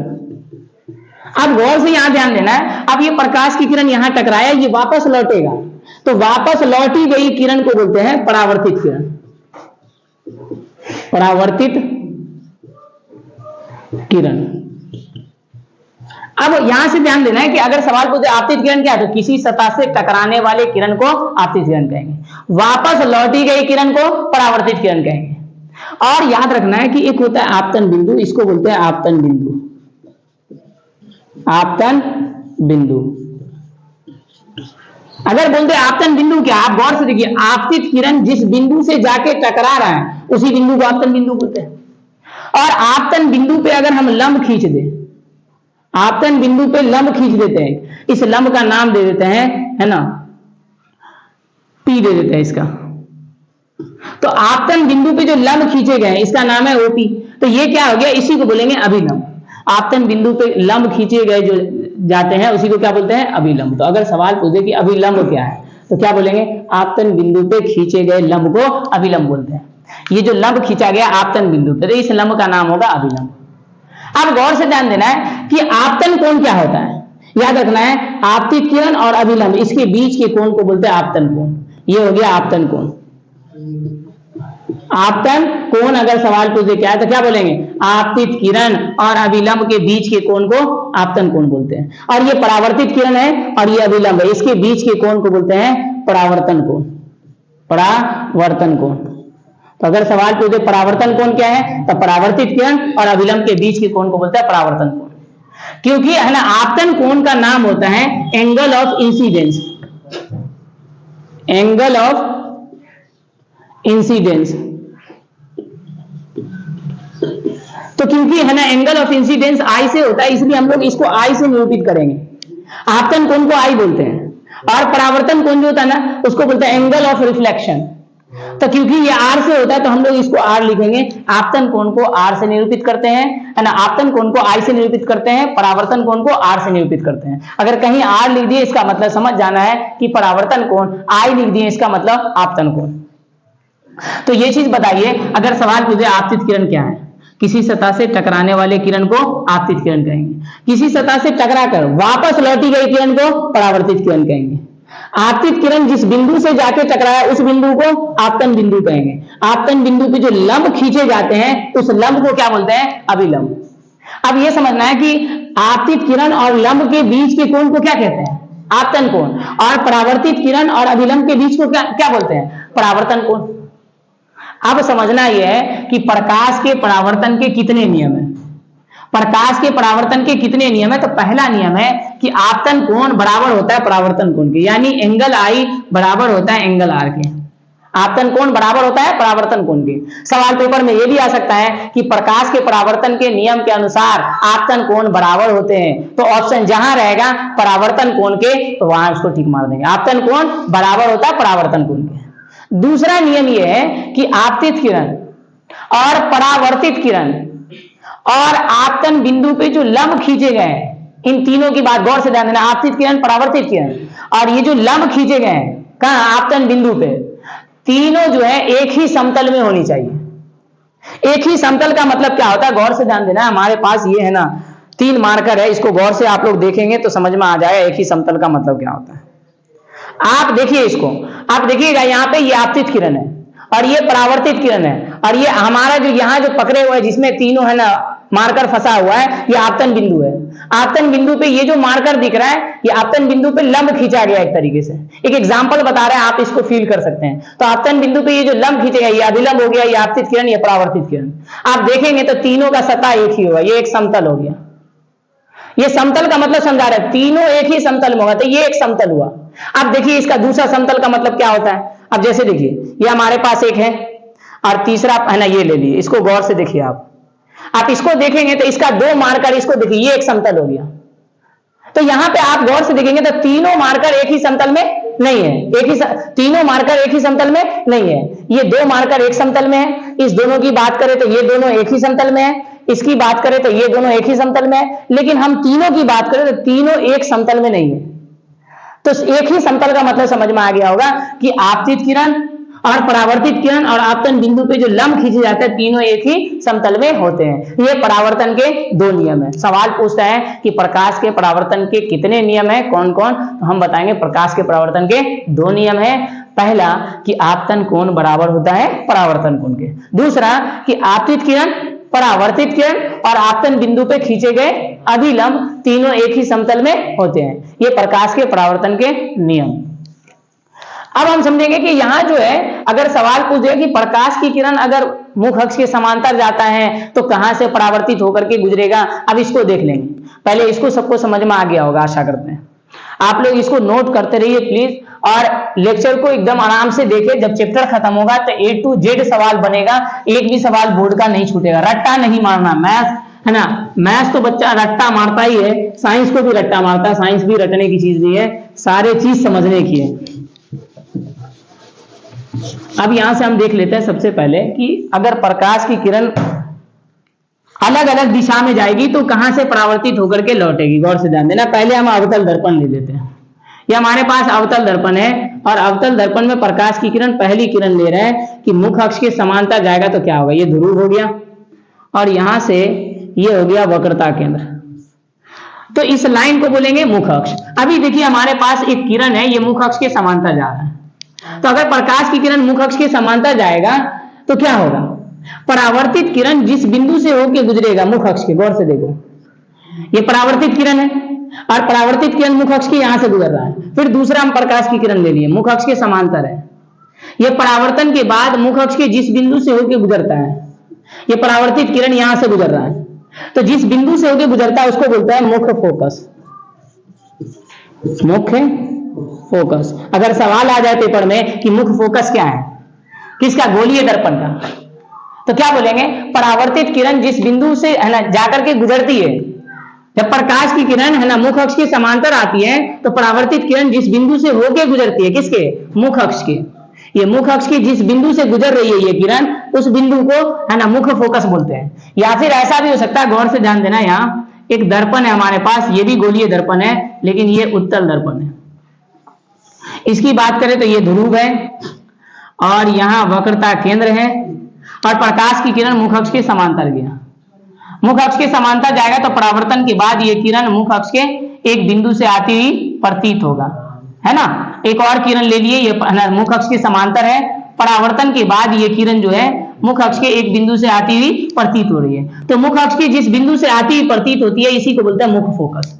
मुख्य फोकस को F से निरूपित करते हैं, मुख्य फोकस को F से निरूपित करते हैं। अगर सवाल पूछे कि मुख्य फोकस क्या है तो क्या बोलेंगे, जब प्रकाश की किरण मुख अक्ष के समांतर जाती है तो दर्पण से परावर्तन के बाद परावर्तित किरण जिस बिंदु पे जाके मिलती है, मुख अक्ष के जिस बिंदु पे जाके मिलती है, या परावर्तित किरण मुख अक्ष के जिस बिंदु से आती हुई प्रतीत हो रही है, उसी बिंदु को बोलते हैं गोलीय दर्पण का मुख्य फोकस। अब गोलीय दर्पण का मुख्य फोकस समझ में आ गया।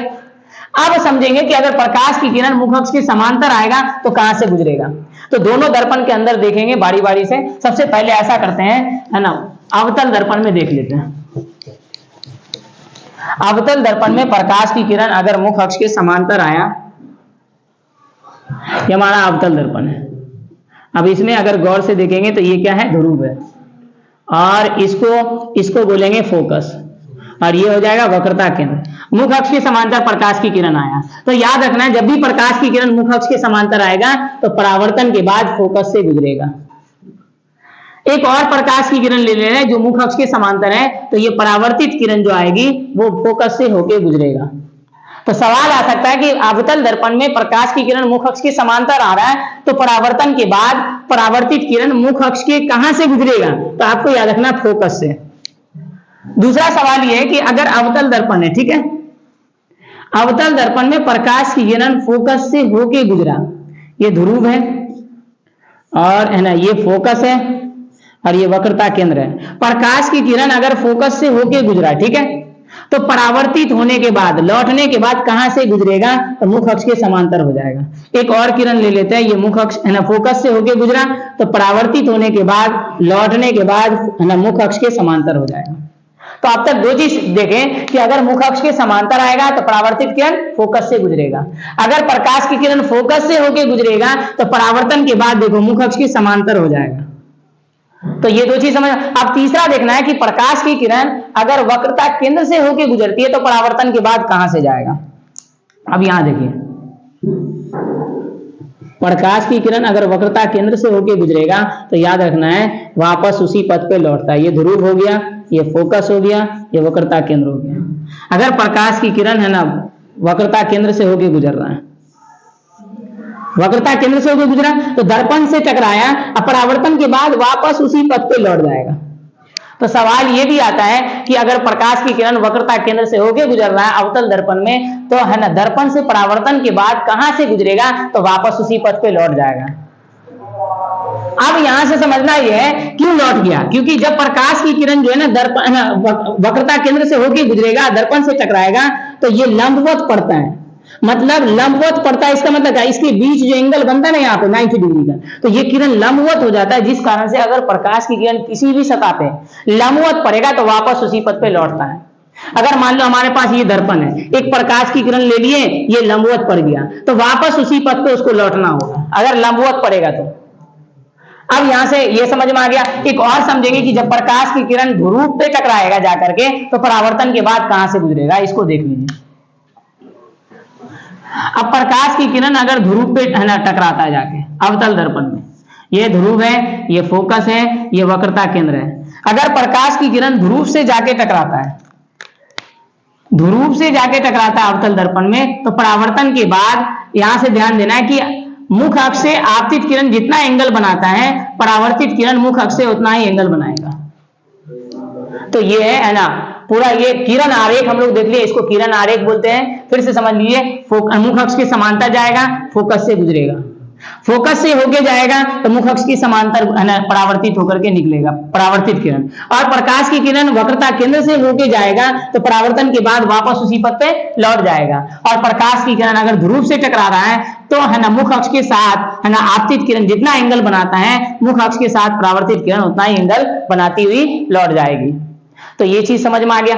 अब इसके बाद हम लोग देखेंगे उत्तल दर्पण में। बस है ना ये लेक्चर एक ही दिन में है ना पूरा चैप्टर खत्म हो जाएगा एक ही क्लास में, ठीक है। दूसरा है ना दूसरा लेक्चर देखने की जरूरत नहीं है। दूसरा लेक्चर में सिर्फ न्यूमेरिकल आएगा और फॉर्मूला प्रूफ आएगा, जो कि 5 नंबर का सवाल आता है। अब यहां से हम लोग देखेंगे उत्तल दर्पण रहेगा तो क्या होगा।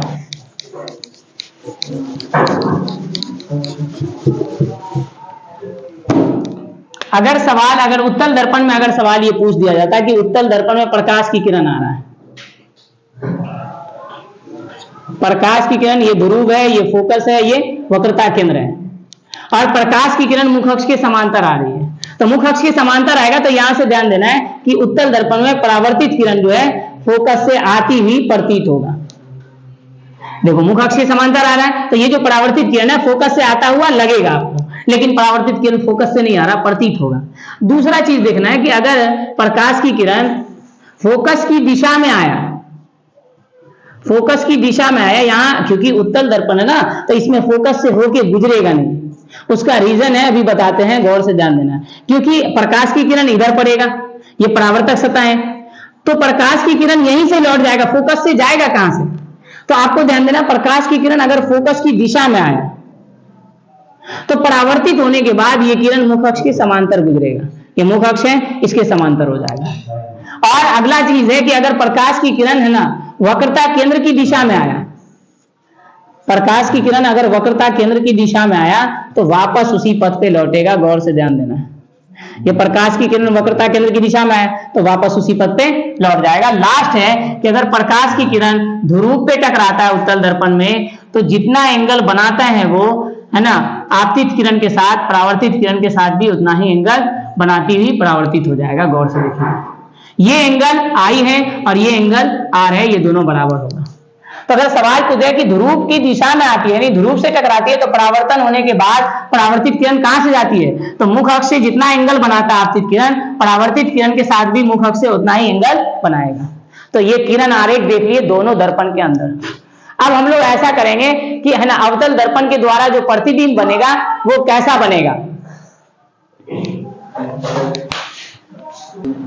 इसके बाद हम लोग देखेंगे कि अगर वस्तु अवतल दर्पण में, वस्तु अगर अवतल दर्पण में अलग अलग दूरी पे है तो उसका प्रतिबिंब कहां बनेगा, कैसा बनेगा, उसको समझेंगे।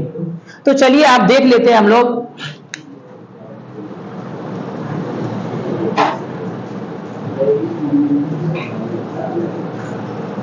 ये है ना अवतल दर्पण है, ये ध्रुव है, ये फोकस है, ये वक्रता केंद्र है, और वस्तु अनंत पर है। वस्तु अनंत पे है, इसका नाम है ए बी वस्तु का, ये अनंत पर है। अगर वस्तु अनंत पे है तो इसका प्रतिबिंब कहां बनेगा, इसको देखना। प्रकाश की किरण आई और प्रकाश की किरण अगर समांतर आएगा तो आपको पता है यहां से परावर्तित होने के बाद ये फोकस से गुजरेगा, परावर्तित किरण फोकस से गुजरेगा।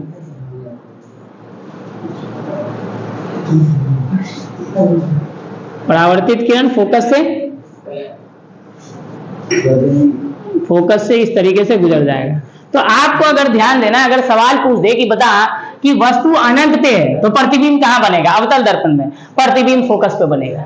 और याद रखना है कि प्रतिबिंब फोकस पे है तो याद रखना बहुत छोटा बनेगा, क्योंकि ये क्या है ना, अनंत पे रहता है ना वस्तु तो बहुत बड़ा होता है। अब प्रतिबिंब जब भी फोकस पे बनेगा, इसको याद रख ले कि अगर वस्तु अनंत पे है तो बहुत बड़ा वस्तु होगा। और सपोज करिए कि प्रतिबिंब अनंत पे बन रहा है तो प्रतिबिंब बहुत बड़ा होगा। तो वस्तु अनंत पे है, प्रतिबिंब कहां बन रहा है, फोकस पे। फोकस पे जो भी होगा छोटा होगा, छोटा नहीं बहुत छोटा बोलेंगे। तो प्रतिबिंब फोकस पे बन रहा है तो इसलिए हम लोग बोलेंगे प्रतिबिंब बहुत छोटा बनता है। अब समझना यह है कि प्रतिबिंब किधर बन रहा है। देखिए, दर्पण के सामने बन रहा है, आगे बन रहा है, पीछे तो नहीं बन रहा है। अगर सामने बनेगा तो बोलेंगे वास्तविक बनता है। तो याद रखना है प्रतिबिंब कैसा बनता है, अनंत पे होता है तो फोकस पे, और प्रतिबिंब बहुत छोटा बनता है वस्तु से। प्रतिबिंब कैसा है, वास्तविक। और ये याद रखना, अगर वास्तविक होगा तो उल्टा होगा और आभासी होगा तो सीधा होगा। अब यहां से हम लोग देखेंगे दूसरा कंडीशन कि अगर वस्तु को अनंत से इधर लाते हैं तो बताइए, अनंत से इधर लाएंगे तो वक्रता केंद्र अनंत के बीच में हो जाएगा।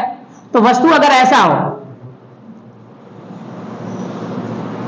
वस्तु ध्यान देना है कि अगर वक्रता केंद्र और अनंत के बीच हो तो क्या होगा, ये फोकस हो गया और ये वक्रता केंद्र हो गया। तो वक्रता केंद्र अनंत के बीच वस्तु ले लिए। अब वस्तु का नाम दे देते हैं यहां पे से ए बी है, ठीक है, ए बी वस्तु है, वक्रता केंद्र अनंत के बीच है। एक चीज याद रखना है, वस्तु जैसे जैसे इधर खिसकाएंगे प्रतिबिंब जो है इधर आएगा, ठीक है। वस्तु को हम है ना दाएं तरफ ले जाएंगे, प्रतिबिंब बाएं तरफ आएगा। तो अभी बताइए, वस्तु अनंत और वक्रता केंद्र के बीच है तो प्रतिबिंब कहां बनेगा, प्रतिबिंब को इधर खिसका लो तो किधर हो जाएगा, फोकस और वक्रता केंद्र के बीच हो जाएगा। आप यहां से ध्यान दीजिए, वस्तु अनंत पे है तो प्रतिबिंब फोकस पे बन रहा, वस्तु को इधर लाएंगे तो वक्रता केंद्र अनंत के बीच हो जाएगा। तो प्रतिबिंब कहां बनेगा, फोकस से और इधर हो जाएगा। तो यानी प्रतिबिंब फोकस और वक्रता केंद्र के बीच बनेगा। आपको याद रखना, वस्तु इधर खिसकाते चलेंगे, प्रतिबिंब इधर खिसकता जाएगा। जैसे तीसरा कंडीशन देखो, अब वस्तु को वक्रता केंद्र अनंत के बीच नहीं, आप वक्रता केंद्र पे ले लेंगे तो प्रतिबिंब और खिसकेगा, इन दोनों के बीच से कहां चला आएगा, वक्रता केंद्र पे। अब है ना वस्तु को फिर इससे और उधर ले जाएंगे तो प्रतिबिंब वक्रता केंद्र से और इधर खिसक जाएगा। तो ये ट्रिक समझना है, एक सिर्फ आपको याद रखना है कि अनंत है तो फोकस पे बनेगा। अब ट्रिक ये देखना है कि जैसे जैसे वस्तु इधर खिसकाएंगे प्रतिबिंब इधर खिसकता जाएगा। अब जैसे यहां देखिए दूसरा कंडीशन, वस्तु यहां है वक्रता केंद्र अनंत के बीच, तो प्रतिबिंब कहां बनेगा, फोकस से इधर ले आओ तो फोकस और वक्रता केंद्र के बीच बनेगा। देखिए दो किरण लेना, जब भी हम लोग प्रतिबिंब बनाते हैं तो दो किरण लेते हैं, एक तो है ना समांतर और दूसरा वक्रता केंद्र की दिशा में। अब गौर से ध्यान दीजिए, समांतर लिए, प्रकाश की किरण समांतर लिए तो ये फोकस से होके गुजरेगा परावर्तन के बाद, परावर्तन के बाद फोकस से गुजरेगा। अब आपको ध्यान देना, परावर्तन के बाद फोकस से गुजरा। दूसरा आपको वक्रता केंद्र की दिशा में लेना है, तो परावर्तन के बाद वापस उसी पथ पे लौटता है। तो परावर्तित किरण ये और परावर्तित किरण ये दोनों यहां पे मिला, यही हो गया प्रतिबिंब। तो प्रतिबिंब हो गया ए डैश बी डैश। तो अगर सवाल पूछ देगा कि वस्तु वक्रता केंद्र और अनंत के बीच है तो प्रतिबिंब कहां बनेगा, प्रतिबिंब फोकस और वक्रता केंद्र के बीच बनेगा। और आपको ध्यान देना है कि प्रतिबिंब छोटा है या बड़ा, तो आप देख सकते हैं प्रतिबिंब वस्तु से छोटा है। और प्रतिबिंब क्योंकि दर्पण के सामने बन रहा है, आगे बन रहा है, तो इसलिए इसको बोलते हैं हम लोग वास्तविक प्रतिबिंब। तो प्रतिबिंब वास्तविक बन रहा है। अब वास्तविक है, दूसरी बात उल्टा भी है, प्रतिबिंब जब भी वास्तविक बनेगा तो उल्टा होगा, तो प्रतिबिंब उल्टा है। अब यहां से ध्यान देना है कि अगर सवाल पूछे कि वस्तु अगर वक्रता केंद्र अनंत के बीच है तो उसकी प्रकृति बताएं, मतलब कहां बनेगा, कैसा बनेगा, तो आप बोलेंगे वस्तु अगर वक्रता केंद्र अनंत के बीच है तो प्रतिबिंब फोकस और वक्रता केंद्र के बीच बनेगा, वास्तविक बनेगा, उल्टा बनेगा और वस्तु से छोटा बनेगा। अब तीसरा कंडीशन, अब वस्तु को और इधर खिसकाएंगे, देखिए तो कहां आ जाएगा, वक्रता केंद्र पे, तो प्रतिबिंब और इधर आ जाएगा, यानी प्रतिबिंब भी वक्रता केंद्र पे बनेगा। अब यहां से देखिए, अब यहां हम बनाते हैं, उसके लिए यहां से गौर से ध्यान देना। ये हमारे पास है ना अवतल दर्पण है। अब अगर इसको बात करें, यहां ध्रुव है, यहां फोकस है, यहां वक्रता केंद्र है, वस्तु आ गया वक्रता केंद्र पे, वस्तु वक्रता केंद्र पे है, इसका नाम दे दिए ए बी। तो प्रतिबिंब कहां बनेगा, दो किरण लेना है, एक तो समांतर लेना है, अगर समांतर जाएगा तो फोकस से गुजरेगा,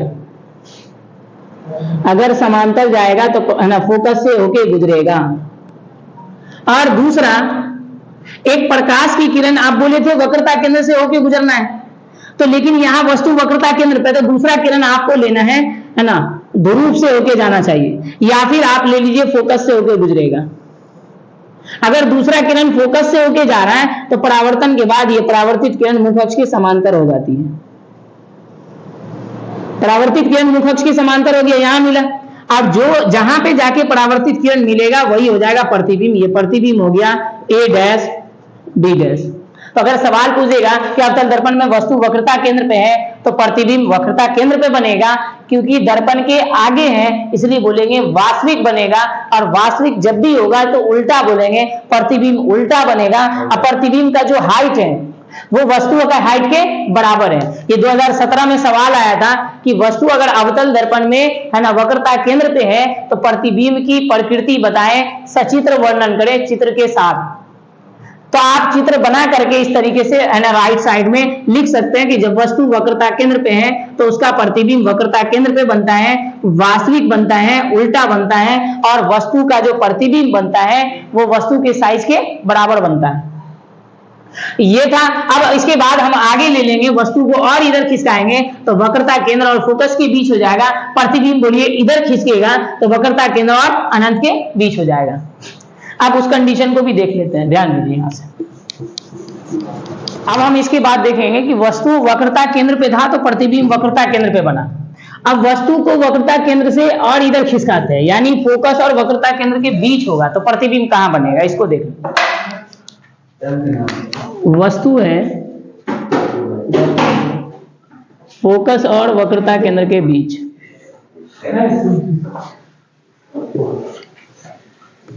ध्रुव है,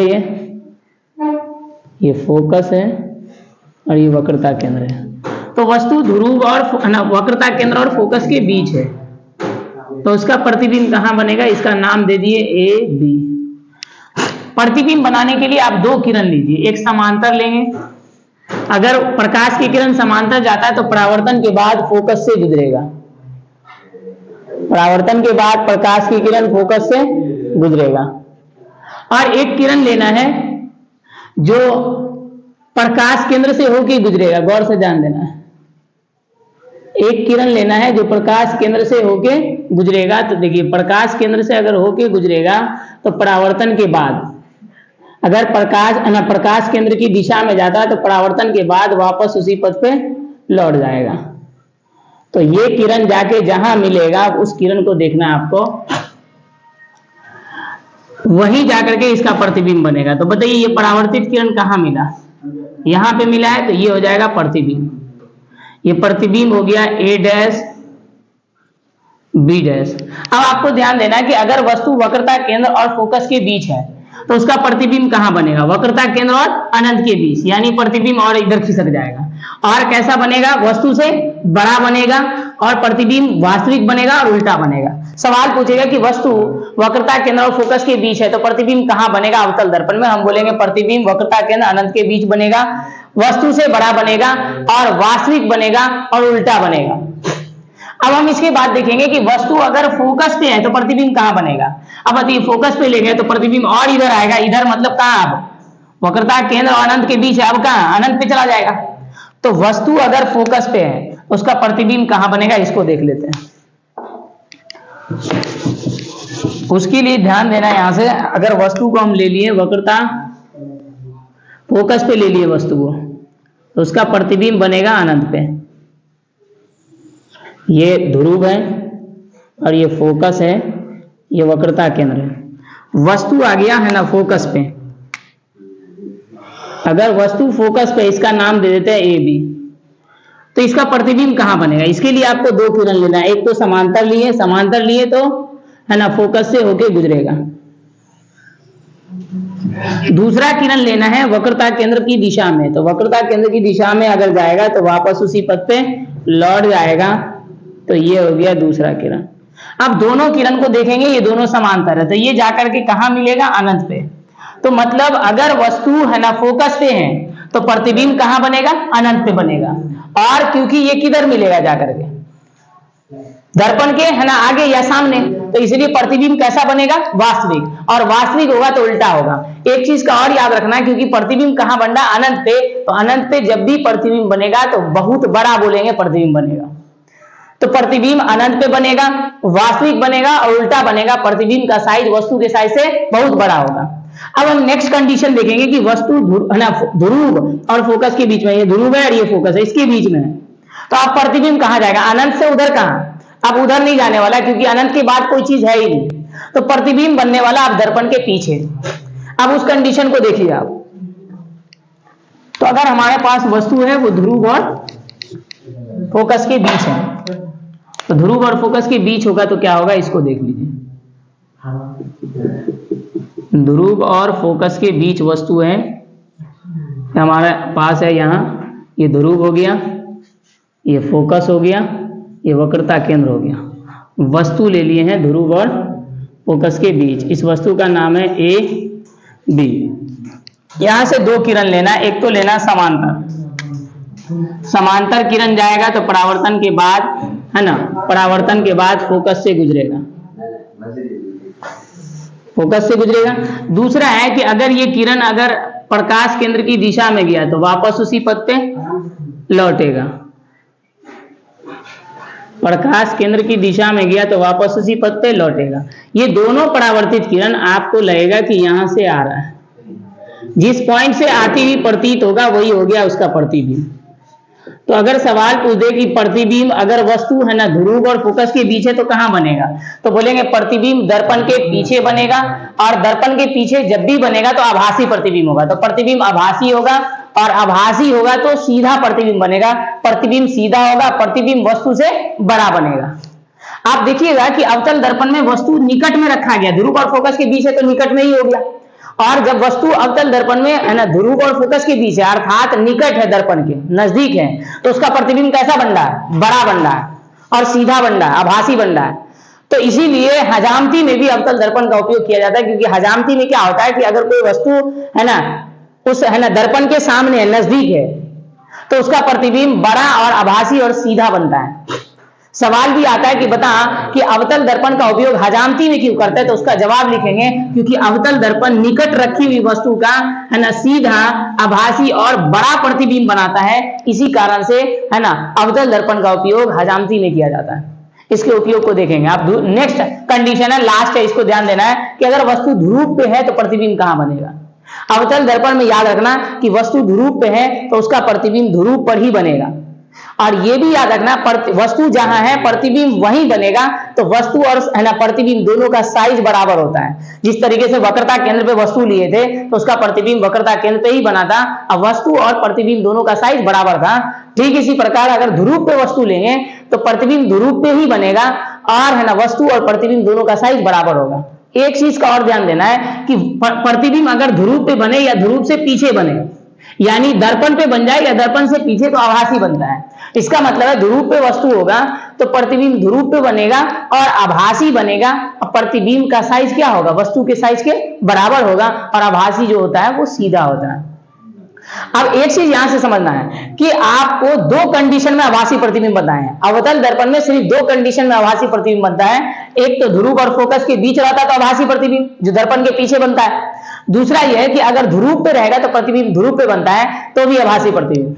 यानी अवतल दर्पण में वास्तविक और आभासी दोनों प्रतिबिंब बनता है। सवाल आ जाएगा कि किस दर्पण में आभासी और वास्तविक दोनों प्रतिबिंब बनता है, आपको याद रखना है अवतल दर्पण में। तो ये अवतल दर्पण का सारा कंडीशन खत्म हो गया। इसके बाद हम लोग देखेंगे उत्तल दर्पण, उसके बाद दोनों दर्पण का उपयोग देखेंगे, फिर आवर्धन पढ़ेंगे, तो ये चैप्टर हो जाएगा खत्म। अब हम लोग क्या करेंगे, नेक्स्ट क्वेश्चन की ओर चलते हैं।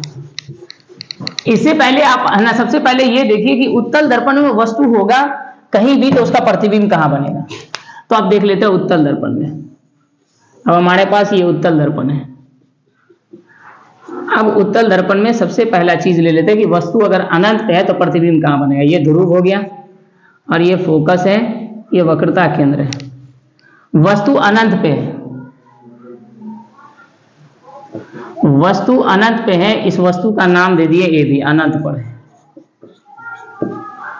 अनंत पर है। ठीक है, अनंत पे है तो क्या होगा, सबसे पहले एक किरण इसका खींचना है समांतर। अगर समांतर किरण जा रहा है तो परावर्तन के बाद फोकस से आती हुई प्रतीत होगा, गौर से ध्यान देना है। फिर दूसरा किरण ले लिए, ये भी समांतर है, परावर्तन के बाद ये परावर्तित किरण लगेगा, कहां से आ रहा है, फोकस से आती हुई प्रतीत हो रहा है। ठीक है, एक और किरण यहां ले लेते हैं, समांतर जा रहा है तो परावर्तित किरण लगेगा, परावर्तन के बाद फोकस से आ रहा है। तो जिस बिंदु से आती हुई प्रतीत होता है उसी को तो प्रतिबिंब बोलते हैं। तो आपको देखना है कि अगर उत्तल दर्पण में वस्तु अनंत पे है तो प्रतिबिंब कहां बन रहा है, फोकस पे। अब दूसरा चीज देखना है कि वस्तु ये ध्रुव है, इधर अनंत है, तो आप दूसरा ध्रुव अनंत के बीच लेना होगा। ये मत समझना कि ध्रुव और फोकस के बीच, वक्रता केंद्र फोकस के बीच, क्योंकि इधर वस्तु हो ही नहीं सकता है, इसीलिए क्योंकि ये दर्पण के पीछे हो जाएगा। तो उत्तल दर्पण में ऐसा नहीं होगा, ध्रुव और फोकस के बीच वस्तु नहीं होगा, या फोकस पे नहीं होगा, या फिर फोकस वक्रता केंद्र के बीच में नहीं होगा, या वक्रता केंद्र अनंत के बीच वस्तु नहीं होगा, क्योंकि ये वाला हिस्सा जो है ये क्या है, दर्पण के पीछे है। अब गौर से देखो, अब दूसरा कंडीशन है ध्रुव और अनंत के बीच हो वस्तु, तो कहां बनेगा प्रतिबिंब। वस्तु ध्रुव और अनंत के बीच है तो प्रतिबिंब कहां बनेगा, इसको देखना। ये ध्रुव है, ये फोकस है, ये वक्रता केंद्र है। तो ध्रुव और अनंत के बीच वस्तु ले लिए, इसका नाम है ए बी। इसका प्रतिबिंब बनाने के लिए दो किरण लिए, एक तो समांतर लिए, तो समांतर लिए तो परावर्तित किरण फोकस से आती हुई प्रतीत होगा। एक किरण लेंगे वक्रता केंद्र की दिशा में, तो जिस है ना पथ पे आएगा उसी पथ पे वापस लौट जाएगा। दोनों किरण यहां मिला, यही हो गया प्रतिबिंब, ए डैश बी डैश। तो अगर सवाल पूछेगा कि उत्तल दर्पण में वस्तु ध्रुव और अनंत के बीच है तो उसका प्रतिबिंब कहां बनेगा, तो ध्रुव और फोकस के बीच बनेगा। एक चीज बताइए, यहां पे जो प्रतिबिंब बना था वो दर्पण के पीछे बना था, तो कैसा बना, आभासी। तो अगर सवाल पूछे अनंत पे वस्तु है तो प्रतिबिंब कहां बनेगा, फोकस पे। और ये बताना है कि आभासी या वास्तविक, क्योंकि दर्पण के पीछे है तो आभासी बनेगा, और जो आभासी होता है वो सीधा प्रतिबिंब बनता है, तो सीधा होगा। और याद रखना, फोकस पे बनेगा तो बहुत छोटा बोलेंगे, अनंत पे बनेगा तो बहुत बड़ा। तो फोकस पे बन रहा है इसलिए प्रतिबिंब बहुत छोटा होगा। अब यहां पे देख लिए कि ध्रुव और अनंत के बीच है, तो प्रतिबिंब कहां बन रहा है? ध्रुव और फोकस के बीच। ये दर्पण के पीछे हो गया, तो ये भी आभासी होगा, तो आभासी प्रतिबिंब बनेगा और सीधा होगा। और प्रतिबिंब देखिएगा वस्तु से छोटा है। उत्तल दर्पण में कभी भी वस्तु से बड़ा प्रतिबिंब होगा ही नहीं। अब तीसरा कंडीशन है कि अगर वस्तु ध्रुव पे होगा तो प्रतिबिंब कहां बनेगा? याद रखना, ध्रुव पर ही बनेगा। और ध्रुव पे बने या ध्रुव से पीछे, इधर दर्पण के पीछे बने तो आभासी होता है, तो ध्रुव पे बनेगा, आभासी बनेगा, और आभासी होगा तो सीधा प्रतिबिंब बनेगा। और क्योंकि जहां पे वस्तु है प्रतिबिंब वहीं बनेगा, तो प्रतिबिंब और वस्तु दोनों का साइज क्या होगा? बराबर होगा। तो एक चीज देखे होंगे कि उत्तल दर्पण में तीन कंडीशन, अनंत पे, ध्रुव अनंत के बीच, ध्रुव पे, तीनों कंडीशन में प्रतिबिंब कहां बन रहा है ना? प्रतिबिंब आभासी बन रहा है। और क्या सवाल आएगा कि निम्नलिखित में किस दर्पण में प्रतिबिंब आभासी बनता है? तो आपको याद रखना है उत्तल दर्पण में। और समतल दर्पण भी पढ़ा है, तो समतल में भी प्रतिबिंब आभासी बनता है। तो अगर सवाल आ जाए कि किस दर्पण में आभासी प्रतिबिंब बनता है, ऑप्शन ए में दे देगा समतल, ऑप्शन बी में दे देगा है ना उत्तल, ऑप्शन सी में देगा अवतल, ऑप्शन डी में देगा ए और बी दोनों। तो आप ए और बी दोनों बोलिएगा, क्योंकि समतल में भी आभासी प्रतिबिंब बनता है, उत्तल में भी केवल आभासी प्रतिबिंब बनता है। अब कभी कभी बच्चा क्या करता है, क्योंकि उत्तल याद है तो बोले उत्तल में है ना आभासी प्रतिबिंब बनता है, मार देगा उसको टिक। दोनों ऑप्शन हो सकता है, समतल उत्तल दोनों। अब यहां से समझेंगे कि अवतल दर्पण के उपयोग क्या है, इसको देख लिए। अवतल दर्पण के उपयोग देख लेते हैं, और अवतल दर्पण की उसके बाद देख लेंगे उत्तल दर्पण का उपयोग क्या है, फिर उसके बाद फोकस दूरी को समझ लेते हैं। तो सबसे पहले समझना है कि अवतल दर्पण का उपयोग क्या है। तो अवतल दर्पण का उपयोग होता है, गाड़ी जो होता है वाहन, उसकी हेडलाइट में किया जाता है। दूसरा उपयोग है अवतल दर्पण का कि अवतल दर्पण का उपयोग सौर कुकर में किया जाता है। अवतल दर्पण का उपयोग होता है हजामती में किया जाता है। हजाम लोग जो है ना दाढ़ी उड़ी बनाते हैं, बाल, वहां अवतल दर्पण का उपयोग होता है। क्यों किया जाता है? क्योंकि अवतल दर्पण में क्या होता है, जो निकट कोई भी चीज होगी ना तो उसका प्रतिबिंब बड़ा बनाता है और सीधा और है ना आभासी बनाता है, इसीलिए इसी रीजन से अवतल दर्पण का ये उपयोग हो गया। अवतल दर्पण के द्वारा जो डॉक्टर जो है ना रोगियों का नाक, कान है ना, दांत, ये सब अगर देखेगा तो क्योंकि वो है ना निकट की वस्तु को बड़ा दिखाता है, इस वजह से अवतल दर्पण का उपयोग है ना चिकित्सा में भी होता है। डॉक्टर के द्वारा अवतल दर्पण का उपयोग किया जाता है नाक, कान, गला इत्यादि को देखने के लिए। तो ये सब था अवतल दर्पण के उपयोग। अगर सवाल पूछ दे अवतल दर्पण के क्या उपयोग है, तो याद रखना चिकित्सा में अवतल दर्पण का उपयोग किया जाता है। अवतल दर्पण का उपयोग गाड़ी के हेडलाइट में किया जाता है। अवतल दर्पण का उपयोग है ना सौर कुकर में किया जाता है। अवतल दर्पण का और क्या है, अवतल दर्पण का उपयोग हजामती में किया जाता है। यह अवतल दर्पण के उपयोग है। अब समझना है कि उत्तल दर्पण के उपयोग क्या है। उत्तल दर्पण का उपयोग याद रखना है कि है ना गाड़ी के साइड मिरर में किया जाता है। आप देखिएगा जो ड्राइवर होता है वो चलाता है तो साइड मिरर से ही पीछे की वस्तु को देख पाता है। अब क्योंकि वो जो उत्तल दर्पण होता है, और याद रखना क्यों लगाया जाता है उत्तल दर्पण, क्योंकि उत्तल दर्पण का दृष्टि क्षेत्र बड़ा होता है। दृष्टि क्षेत्र का मतलब है ना, वो दृश्य का मतलब होता है देखना, तो वो जो है ना दृष्टि क्षेत्र बड़ा होता है, जिससे दूर तक की वस्तु, पीछे की जितनी भी है ना वस्तु है, जितनी भी गाड़ी है, वो सारे गाड़ी आसानी से उसमें देखा जा सकता है, क्योंकि दृष्टि क्षेत्र बड़ा होता है, दूर तक का दिखाएगा। अगर दृष्टि क्षेत्र छोटा रहे तो एक ही दो वाहन दिखेगा, पूरी तरीके से दिख नहीं पाएगा। तो सबसे मेन रीजन है कि दृष्टि क्षेत्र, क्योंकि उत्तल दर्पण का क्या होता है, बहुत बड़ा होता है और वो दूर तक की वस्तु को दिखा पाता है और सीधा और आभासी प्रतिबिंब बनाता है। यही रीजन है कि उत्तल दर्पण का उपयोग गाड़ी के साइड मिरर में किया जाता है। सवाल पूछेगा कि उत्तल दर्पण, किस दर्पण का उपयोग गाड़ी के साइड मिरर में होता है, उत्तल दर्पण का। सवाल पूछेगा कि उत्तल दर्पण का उपयोग साइड मिरर में क्यों करते हैं, तो उसका जवाब ये है क्योंकि उसका दृष्टि क्षेत्र बड़ा होता है, वो सीधा और आभासी प्रतिबिंब बनाता है। अच्छा, अब सवाल ये पूछेगा कि बता किस दर्पण का उपयोग हजामती में होता है, अवतल का। किस दर्पण का उपयोग डॉक्टर के द्वारा है ना किया जाता है चिकित्सा में, तो अवतल का। किस दर्पण का उपयोग है ना गाड़ी के हेडलाइट में होता है, तो अवतल दर्पण का। ऑब्जेक्टिव आएगा ये। तो ये समझ में आ गया दोनों का उपयोग। इसके बाद हम लोग को समझना है कि आवर्धन किसको कहते हैं। उससे पहले फोकस दूरी को समझ लीजिए, क्या होता है फोकस दूरी। फोकस दूरी, इसको समझने से पहले इसको समझ लेते हैं। पहले इसको देखो, इसको इंग्लिश में बोलेंगे फोकल लेंथ। क्योंकि क्या होता है फोकस दूरी को है ना स्मॉल एफ से निरूपित करते हैं, याद रखना ये भी।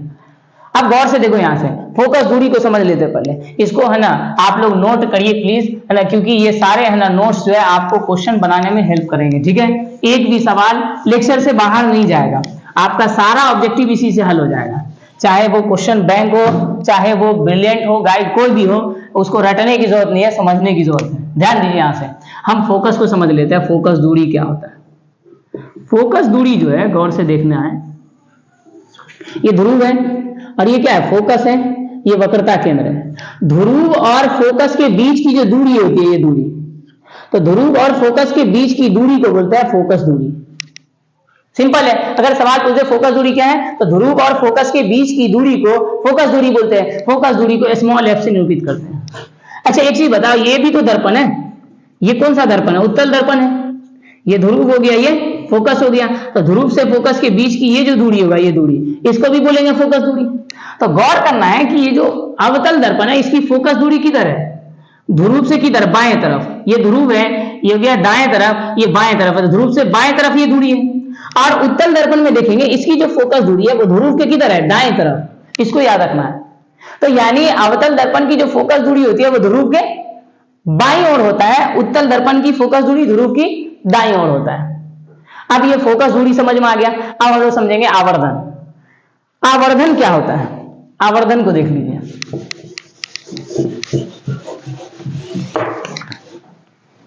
अगर बात करें आवर्धन की,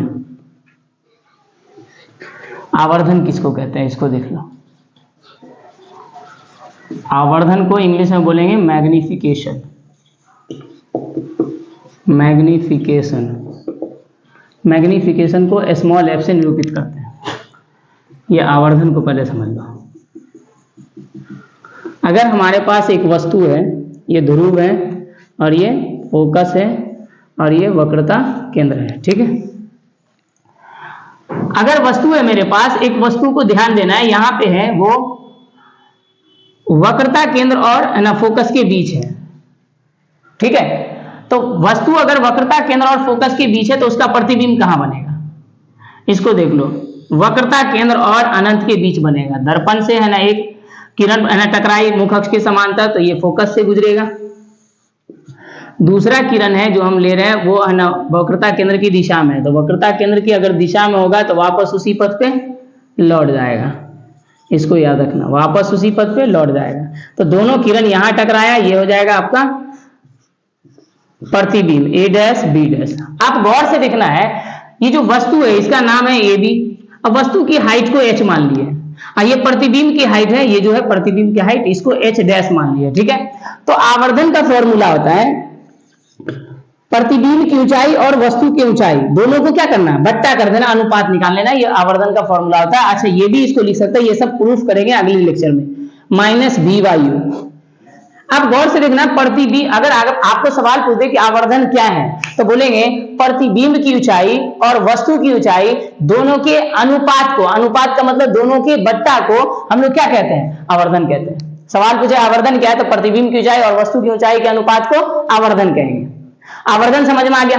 अब इसके बाद देखेंगे हम लोग आवर्धन का, अगर सवाल पूछे कि आवर्धन का एसआई मात्रक क्या होता है, आवर्धन का एसआई मात्रक जो होता है, ये भी याद रखना है, मात्रक विहीन होता है। मात्रक विहीन, आवर्धन का एसआई मात्रक क्या होता है? मात्रक विहीन, एसआई मात्रक, ठीक है। क्या होता है? मात्रक विहीन। अब ये समझना है कि अगर आवर्धन पूछ दे तो इसका जवाब आसानी से दे सकते हैं। आवर्धन का ऐसा ही मात्रक पूछे तो ये याद रखना, मात्रक विहीन मतलब इसका कोई मात्रक नहीं होता है, ठीक है। ऑब्जेक्टिव में ये खूब आता है। अब आवर्धन समझ में हमको आ गया। अब आवर्धन के बाद इसमें सबसे पहले चिन्ह परिपाटी समझ लेते हैं। चिन्ह परिपाटी समझने के बाद इसमें आएंगे कि आवर्धन का मान अगर ऋणात्मक होगा तो क्या होगा, आवर्धन का मान धनात्मक होगा तो क्या होगा, ठीक है। यहां से चिन्ह परिपाटी को देखिए।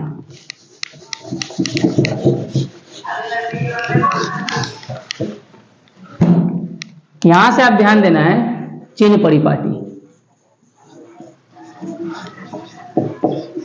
चिन्ह परिपाटी। चिन्ह परिपाटी क्या होता है ध्यान देना। हमारे पास ये एक्स एक्सिस है और ये वाई एक्सिस है। एक्स एक्सिस जो है इसको एक्स और इसको बोलेंगे एक्स डैश, और ये जो पॉइंट है इसको ओ बोलते हैं ओरिजिन। ये वाई है और ये वाई डैश है। आपको यहां से समझना ये है कि जो एक्स एक्सिस है ना, इसको मान के चलना ये मुख अक्ष है। एक्स एक्स डैश जो है ये मुख अक्ष है, ठीक है। और यहां से देखना ये जो है ना मूल बिंदु है ना, ये क्या है, ध्रुव समझना है आपको। आप एक चीज याद रखिएगा, चिन्ह परिपाटी में क्या होता है कि अगर कोई दूरी है वो मुख अक्ष के ऊपर की दूरी है, लेकिन मुख अक्ष के ऊपर की दूरी कैसा, लंबवत दूरी। तो अगर लंबवत दूरी होगा तो वो धनात्मक होगा, पॉजिटिव होगा, याद रखना है। और मुख अक्ष के नीचे की अगर दूरी होगी लंबवत, अगर लंबवत दूरी होगा नीचे का तो ये ऋणात्मक होगा। ये चिन्ह परिपाटी कहता है कि मुख अक्ष के ऊपर की लंबवत दूरी धनात्मक, मुख अक्ष के नीचे की लंबवत दूरी ऋणात्मक। और ये याद रखना है, ये जो ध्रुव है ना, ध्रुव से दाएं तरफ की दूरी, ये हो गया दाएं ओर की दूरी, ये होगा धनात्मक। और ध्रुव है इससे बाएं तरफ की दूरी करें, अगर इसकी बात करें तो ये होगा ऋणात्मक। इसी को समझना है। अगर चिन्ह परिपाटी बोले क्या है, तो चिन्ह परिपाटी के अनुसार है ना, मुख अक्ष के ऊपर की जो लंबवत दूरी होगा वो धनात्मक होगा, मुख अक्ष के नीचे की लंबवत दूरी ऋणात्मक होगा, और ध्रुव से दाएं तरफ की दूरी धनात्मक होता है, ध्रुव से बाएं तरफ की दूरी ऋणात्मक होता है। ये चिन्ह परिपाटी कहता है। ठीक है, अब यहां से समझना है हमको, इसको समझने के बाद कि आवर्धन का मान अगर ऋणात्मक है तो इसका क्या अर्थ होगा, अगर धनात्मक है तो इसका क्या मतलब है, क्वेश्चन आता है एग्जाम में, इसको समझ लेते हैं। पहले यहां से ध्यान दीजिए, आवर्धन का मान धनात्मक कब होगा और ऋणात्मक कब होगा। अब ध्यान देना है यहां से,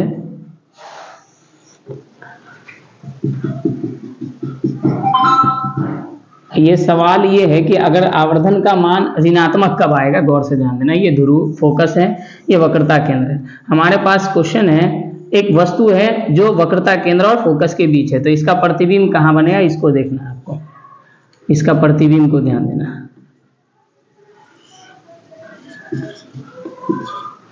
इसके प्रतिबिंब के लिए आप दो किरण खींचिए, एक तो समांतर जाएगा तो फोकस से गुजरेगा, दूसरा है कि एक अगर किरण इसके है ना मुख वक्रता केंद्र की दिशा में आएगा तो परावर्तन के बाद वापस है ना उसी पथ पे लौटता है। ठीक है, दोनों किरण यहां मिला तो प्रतिबिंब यहां बनेगा। ठीक है, इसका नाम दे देते हैं ए डैश बी डैश।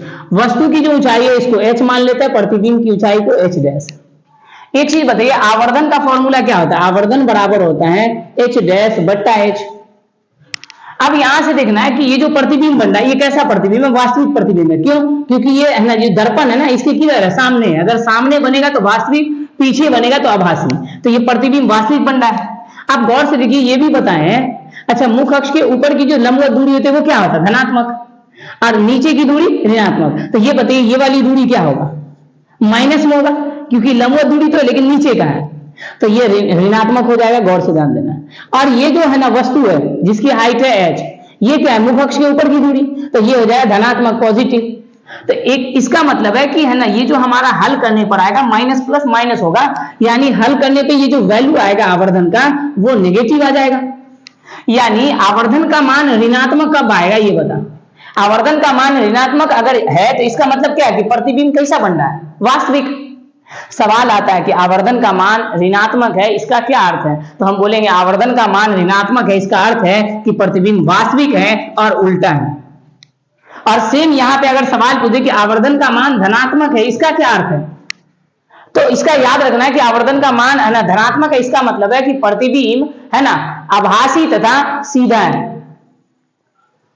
अब गौर से ध्यान देना है, ये दो सवाल खूब पूछता है कि आवर्धन का मान धनात्मक है, इसका क्या मतलब है, ऋणात्मक है, इसका क्या मतलब है। तो ऋणात्मक का मतलब समझा दिए कि अगर ऋणात्मक आएगा इसका मतलब है कि प्रतिबिंब कैसा बनेगा, वास्तविक और उल्टा, और धनात्मक आएगा तो इसका मतलब है प्रतिबिंब आभासी और सीधा बनेगा। अब गौर से ध्यान देना कि अगर आवर्धन का मान +1 आ गया, एक चीज बता, आवर्धन जो है फॉर्मूला होता है h डैश बट्टा h। अगर प्रतिबिंब की ऊंचाई है ना 5 है और वस्तु भी 5 है तो कट करके कितना आ गया 1, तो प्रतिबिंब का हाइट है ना जो है वो प्लस में 5 है, वस्तु का हाइट कितना है, प्लस में 5 है, कट करके कितना आ गया 1, प्लस में आएगा। अच्छा एक चीज बता, प्रतिबिंब का हाइट कब प्लस में होता है, प्रतिबिंब का हाइट प्लस में कब होगा, जब आभासी होगा। तो क्यों, क्योंकि आभासी होगा ना तो वो सीधा बनेगा, सीधा होगा तो मुख अक्ष के ऊपर, तो इसका मतलब है कि प्रतिबिंब का हाइट यहाँ प्लस में है और वस्तु हमेशा प्लस में ही होता है क्योंकि मुख अक्ष के ऊपर होता है। तो दोनों प्लस में आया तो 1 आया, और प्लस में 1 कब आता है, जब प्रतिबिंब और वस्तु दोनों का हाइट क्या हो, समान हो। और दूसरी बात, प्लस चिन्ह है, इसका मतलब है कि प्रतिबिंब कैसा बन रहा है, है ना, आभासी बन रहा है, और माइनस चिन्ह रहता है तो इसका मतलब प्रतिबिंब वास्तविक है। तो सवाल पूछेगा +1 है, इसका क्या अर्थ है, तो हम बोलेंगे पहले तो प्लस का मतलब ये हुआ कि प्रतिबिंब आभासी और सीधा है। दूसरी बात 1 है, इसका मतलब प्रतिबिंब और वस्तु दोनों का हाइट समान है, ऊंचाई सेम है। अगर आवर्धन का मान -1 होता है, इसका क्या मतलब है, इसका मतलब है कि, है ना, माइनस चिन्ह ये बताता है कि वास्तविक और उल्टा प्रतिबिंब बन रहा है। 1 का मतलब ये है कि प्रतिबिंब और वस्तु दोनों का हाइट समान है। तो आवर्धन का मान -1 है, इसका अर्थ है कि प्रतिबिंब वास्तविक और उल्टा है और प्रतिबिंब वस्तु के हाइट के बराबर है। तो ये हो गया। तो फाइनली इस चैप्टर का जितना, है ना, कंसेप्ट था ये सारे बता दिए हैं। अब सवाल इससे क्या क्या आएगा। ऑब्जेक्टिव में एक चीज और याद रखना है कि यहां से ध्यान दो, सवाल पूछ देगा कि गौर से दिखना है। अब बता एक चीज, ये अवतल दर्पण है, इसको पहले हम निकाल लेते हैं, उसके बाद कुछ कंसेप्ट है इसको बताते हैं जो पेपर में सवाल आ सकता है।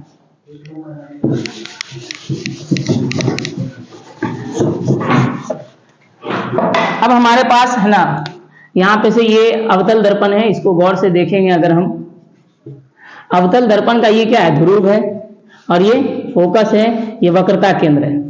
अब बता, ध्रुव और फोकस के बीच की जो दूरी होती है ना, इसको बोलते हैं फोकस दूरी। और एक चीज बताओ, ये क्या हो गया, यहां वक्रता केंद्र है और ये क्या है, ध्रुव है, इसको बोलेंगे वक्रता त्रिज्या। आप याद रखिएगा, क्योंकि हम क्या बोले, ध्रुव से दाएं तरफ की दूरी क्या होती है, धनात्मक, ध्रुव से बाएं तरफ की दूरी ऋणात्मक होती है। चिन्ह परिपाटी में भी समझाया, गौर से देखना। तो अवतल दर्पण की फोकस दूरी किधर है, ध्रुव की किधर, बाएं तरफ, यानी अवतल दर्पण की फोकस दूरी किस में होगा, ऋणात्मक। और इसकी वक्रता त्रिज्या की बात करें, ये भी किधर है, बाएं तरफ, इसलिए ये भी ऋणात्मक होगा। तो वक्रता त्रिज्या भी ऋणात्मक, फोकस दूरी भी ऋणात्मक, किसका, अवतल दर्पण का। अब यहां से समझना, अगर उत्तल दर्पण होगा तो क्या होगा, ये उत्तल दर्पण है। अब उत्तल दर्पण में ध्रुव है, ये फोकस है, ये वक्रता केंद्र है। तो अगर फोकस दूरी की बात करें तो क्योंकि ध्रुव की किधर है, दाएं तरफ, तो ये धनात्मक होगा।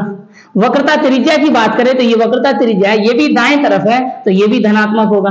तो उत्तल दर्पण अगर होगा तो इसकी फोकस दूरी और वक्रता त्रिज्या दोनों धनात्मक होगा। रीजन है कि ये ध्रुव के दाएं तरफ की दूरी है।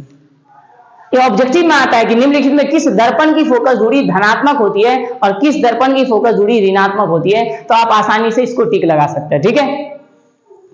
तो फाइनली आप, है ना, अब अगर कोई क्वेश्चन को बनाना चाहें तो क्वेश्चन, पूरा क्वेश्चन बनेगा, ऑब्जेक्टिव हो चाहे सब्जेक्टिव हो, कोई भी सवाल हो। जैसे एक आध सवाल पे आते हैं।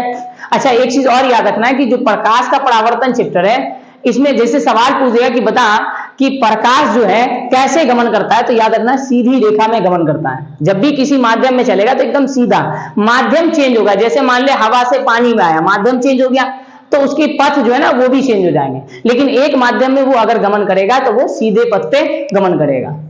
ये चीज याद रखना है। और याद रखना, प्रकाश जो है एक प्रकार की ऊर्जा है। और एक चीज और याद रखना कि प्रकाश जो है विद्युत चुंबकीय तरंग है। सवाल पूछेगा कि कौन सा तरंग है प्रकाश, तो आपको याद रखना विद्युत चुंबकीय तरंग। तो आप, है ना, आपसे हम बस एक ही चीज की उम्मीद रखते हैं कि जितने भी आप ग्रुप में जुड़े हुए हैं, ठीक है, इस वीडियो को सारे ग्रुप में शेयर करें ताकि वो बच्चे इस वीडियो को देख पाए जिनके पास, है ना, ट्यूशन में फी देने के लिए भी नहीं है। वरना ऐसे भी बच्चे यहाँ, है ना, बैठे हुए हैं बिहार के अंदर, क्योंकि बिहार पिछड़े राज्य में आते हैं, है ना।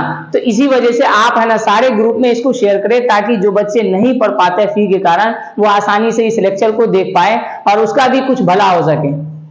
और अगर आप इसको शेयर करते हैं तो आपको भी उसमें कुछ बेनिफिट होने वाला है। बेनिफिट ये है कि जरूर आपको उसका, है ना, कुछ न कुछ आपको फायदा होगा। ऊपर वाले सब देख रहे हैं कि कौन किस नियत से भेज रहे हैं, ठीक है। तो इस चीज को ध्यान देना है। वीडियो को शेयर करें, अच्छा लगे लाइक करें, सब्सक्राइब करें, बेल आइकन के, है ना, घंटी को जरूर दबाएं ताकि आपको नोटिफिकेशन मिलता रहे, है ना। तब तक के लिए बाय बाय। अब हम अगले क्वेश्चन में आएंगे। अब क्वेश्चन बैंक से जाकर के या किसी भी क्वेश्चन से ऑब्जेक्टिव देख लिए, सारे सवाल बनेंगे आपका। अगला लेक्चर जो मेरा आने वाला है उसमें सिर्फ न्यूमेरिकल हल होगा और उसमें फॉर्मूला प्रूफ होगा, उसको भी देखिए। चलिए बाय बाय।